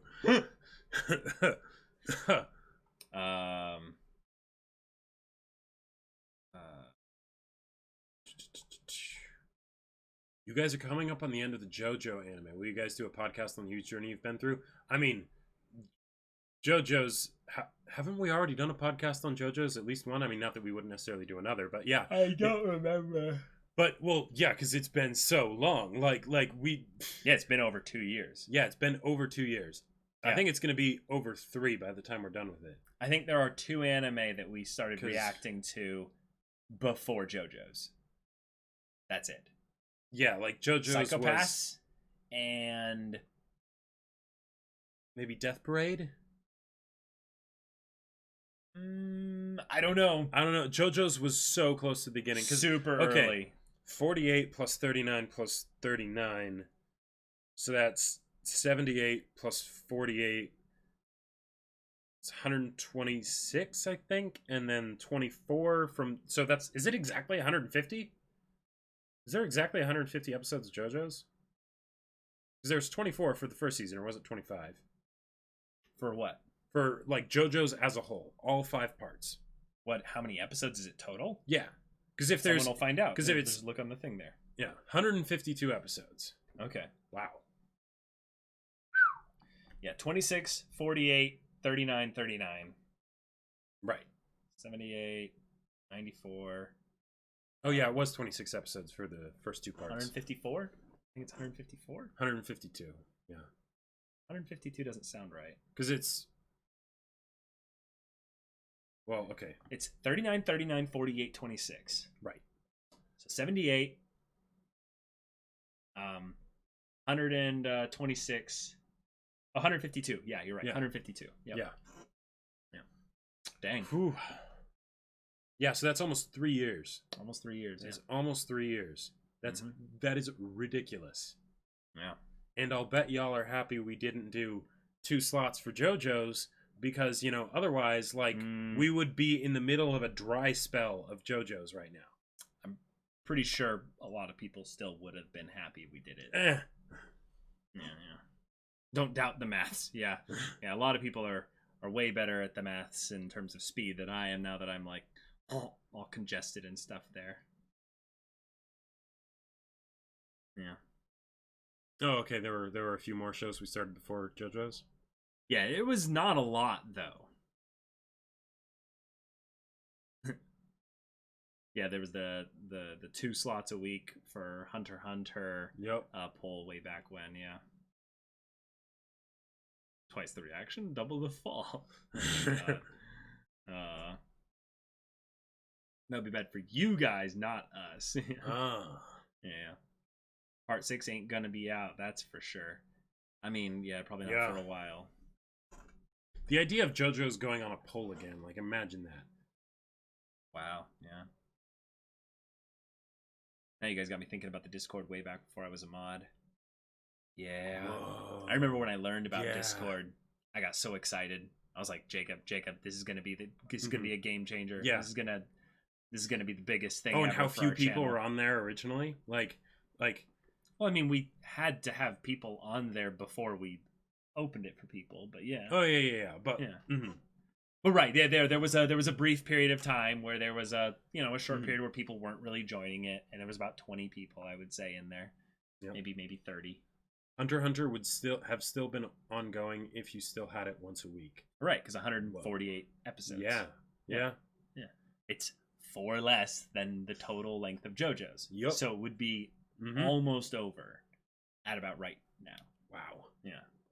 Pretty crazy. I have to imagine it being crazy thinking of what exactly will replace such an important part of the channel starting. Last big show ending I could think of was the Hunter x Hunter replacement poll.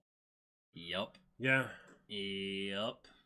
The only other one that I can think of that will probably be as big as, or on a similar level, is when we finally finish Monogatari. That's gonna be crazy. Well, I mean, like, it's not on the same level as JoJo's and Hunter x Hunter, right? You know, as far as like size. Ippo is way bigger. Well, than okay, Monogatari. Yeah. Well, I guess it's because there's how much is there after in the second season of Ippo? There's still like another 50 episodes or something. Like, and I feel like you haven't and all that stuff. I feel like you haven't gone and just looked at the lists things just to see how much there is still to go. Oh yeah, I know Ippo's huge. I'm just not entirely sure exactly how huge. Hunter x Hunter, huge. Yeah, that's. Yeah.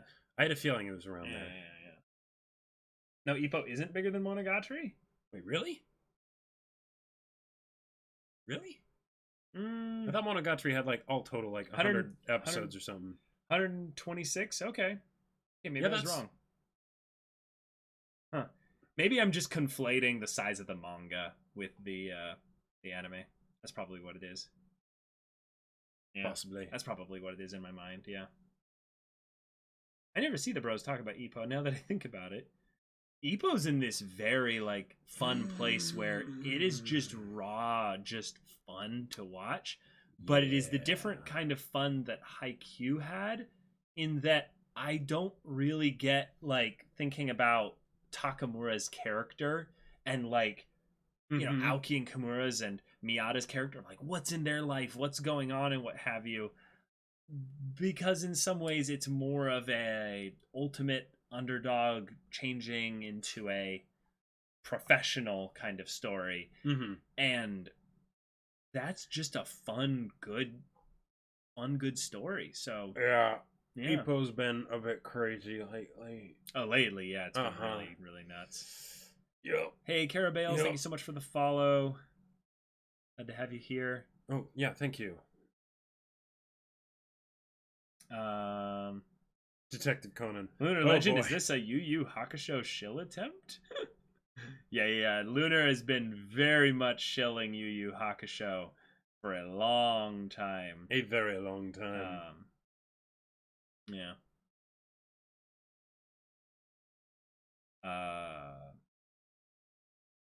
Let's see here. Sendo! Yeah. Get ready for the HD era of Ippo. Madhouse in its prime. Oh, dang. I don't even know how I'm going to be able to handle that. That's probably pretty good. But there's so much, I would say, just casual,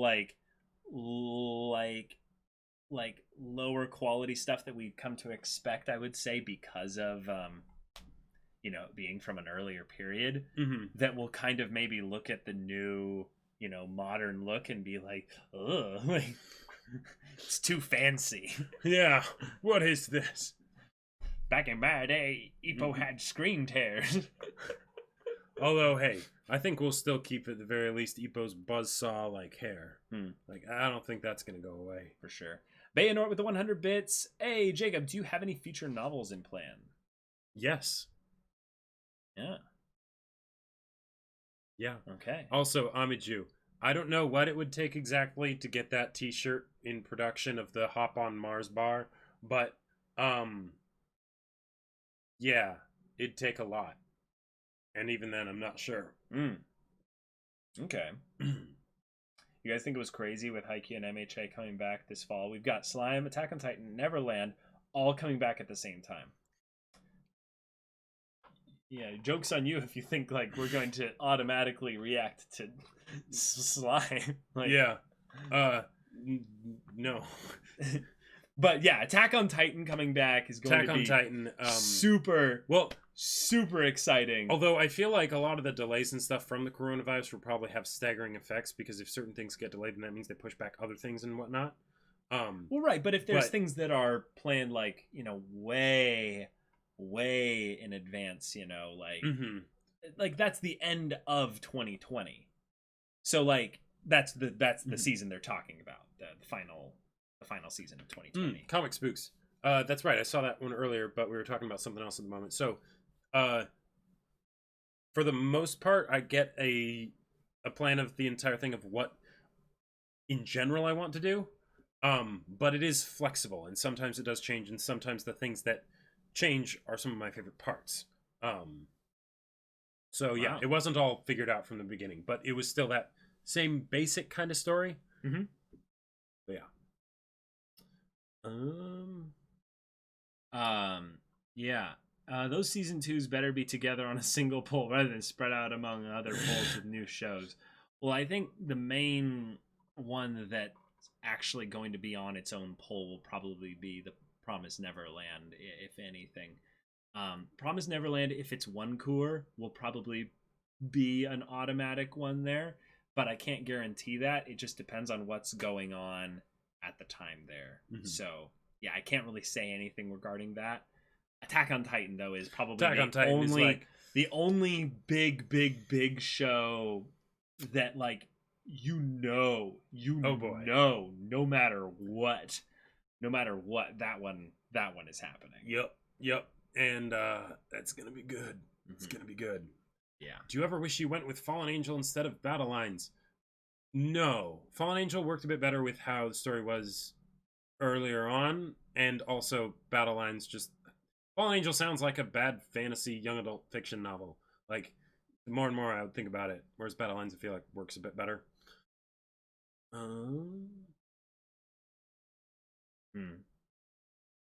Jacob is a gardener, not an architect, according to G.R.R.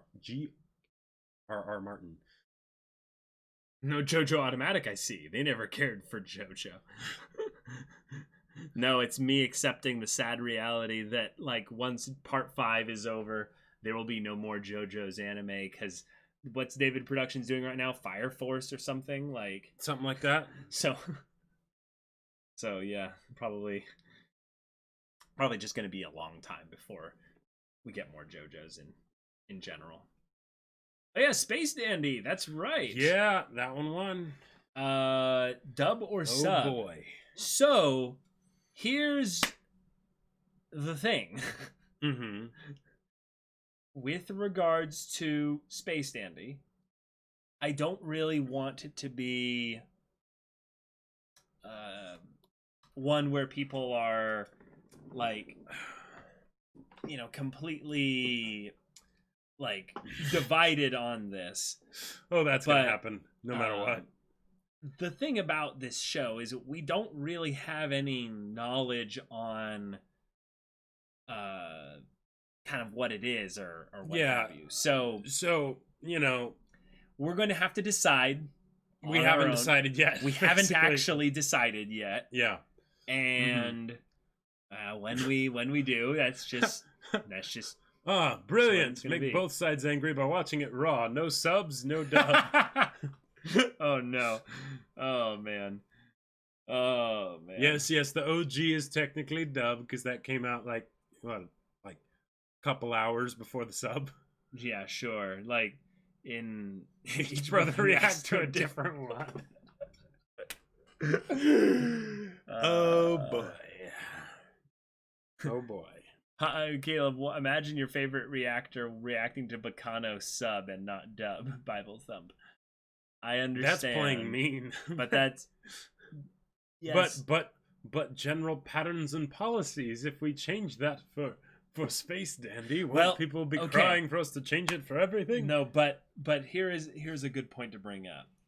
We did actually watch a dubbed anime a while ago. Yes. A long while ago. And that was the only time we did it. It was the only time we did it. And when we did it, people were like, "Nani?" Yeah. Like, what? Mm-hmm. But because it was so early in the channel, I think people just kind of accepted it and moved on. Yep. Psychopaths, yeah. And the thing is, I did hear that the Psychopath dub was pretty good. And when we watched it... And it was good. Yeah. Yeah. Makishima was really good in the dub. Yeah. Kogami was a little bit of a Spike Spiegel wannabe with his voice sometimes, but, he was really good. But there's a lot of, like, debate in the sub or dub, kind of, side of things. So, as far as what we'll decide to do for Space Dandy, we'll figure it out. But I can't really say here.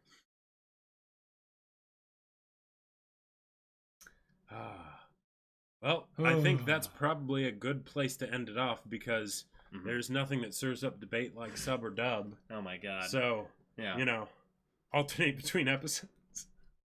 Oh no. You know what's funny? I would not be able to do that. No, I actually would genuinely like that. Oh no. No, because once you get set into one, no, you never get set. No, That's I know. the point. But would that would be weird for immersion, wouldn't it? It'd be like all of a sudden this person sounds different, like a different language each episode. Like in a joking way, obviously, but like I could actually do that if both the sub and dub were really, really good, because it would be fun to have that dynamic of ooh, that's how they sound. Ooh, okay, yeah. I'd find that fun, but I wouldn't do that to you guys. No, that would be yeah. Which shows did you watch before the channel that you think might have been great for reaction? Stuff like Code Geass. I mean, Full Metal Alchemist Brotherhood, Code Geass, Death Note, Avatar: The Last Airbender, Toradora, just about everything that we watched before the channel and still talk about in a positive Cowboy light. Bebop, Bleach. Then you would actually be able to compare and see what we were like when we liked Bleach, to where we are now. Oh man, you could because I mean, we were so into Bleach. Famofu. Famofu, yes. Mob Psycho Season 1. Yeah. Konosuba Season 1. Konosuba Season 1. Yeah. Mm-hmm. Yeah. There's a lot. Yeah. There's a lot in there. Gurren Lagann. Lagann. Oh, yeah. Yeah. Oh, my gosh, yeah. But anyhow. Yep. Bankai. That part was just, amazing. Mm-hmm. But y'all will see you all in the next stream tomorrow, where we're doing our One Piece manga read-throughs. Boom. Be sure to be there for those. We're in Water 7 right now, and it is really good. It's really good, but it hurts. It hurts a lot. Yeah, a lot. Monday, 3 p.m. Pacific Standard Time is our podcast. Tuesday, 3 p.m. Pacific Standard Time is our One Piece manga readings. On Thursday, Jacob is doing his gaming streams, which is still Pacific Zero. Time. Boom. Yep. On Friday, I finished up Nier Automata, and then this previous Friday, I did an Untitled Goose Game as my interim game, just for one stream, basically, as a VOD. It's really funny and ridiculous. But we've decided on what the next game will be. I'm going to be going through the games in the I don't remember what the developer is called again, but Bastion. I'm going to be playing Bastion on Friday. Okay. Yes. Lauded as one of the better games that I've got recommended there. So that's one that I've going to be got there. Yeah. Super Giant Games. Thank you, Another Gaze. Appreciate it. We're gonna be playing the Super Giant Games, and that's the other one's Transistor, and I believe Fire. Yeah, it's pretty good. Yeah, Bash is pretty good. Love the voice acting in that. Okay, sweet. And all of the streams are at 3 p.m. Pacific time. Did we mention that yet? I don't know if we did. Yep. But all of them 3 p.m. Pacific Standard Time. And leave a follow if you want to stay up to date on all the streams. And if you want to support us, Bezos also offers free Twitch Prime subs. This is very true. It also gives you access to our Discord. Any subs get access to that if you sync up your Twitch and Discord accounts, which is pretty cool. Yeah. Oh yeah, and that's right. Exclamation BL. Jacob wrote a book. Mentioned it earlier. Yeah, called Battle Lines, not Fallen Angel. And it's really cool. Link in chat to Amazon where you can purchase it if you want some entertainment for while you're, quarantined in your house and whatnot. You can understand the whole thing that Amaju keeps talking about hopping on the Mars bar, which, good God, I'm a Jew. But yeah, it's there. Yep. But we'll see you all in the next one, hopefully tomorrow. But until then, we're Semblance of Sanity. I'm Caleb. I'm Jacob. And we'll see you all next time. Okay. Okay. Yeah. Make it a t-shirt. Amaju, no. Battle line sub or dub, though, Jacob. Sub equals book. Dub equals Kira Kotomine voiced audiobook. Okay. No, in all seriousness. Wouldn't that be awesome? No, there was a point where I was like, wouldn't that be so cool to get Crispin Freeman with his Kira Kotomine voice to do the audiobook Battle Lines? It would be so cool. That would be so awesome. But that would be insanity. Yeah, but... Oh my gosh. That would be... Yeah. Wow. It's my sole request. You can't keep making that pun and expect it to carry the same impact. It's my sole request. Like battle finds. Yeah, seriously. That's yeah. Yeah. But thanks for hanging out, everybody. See you later.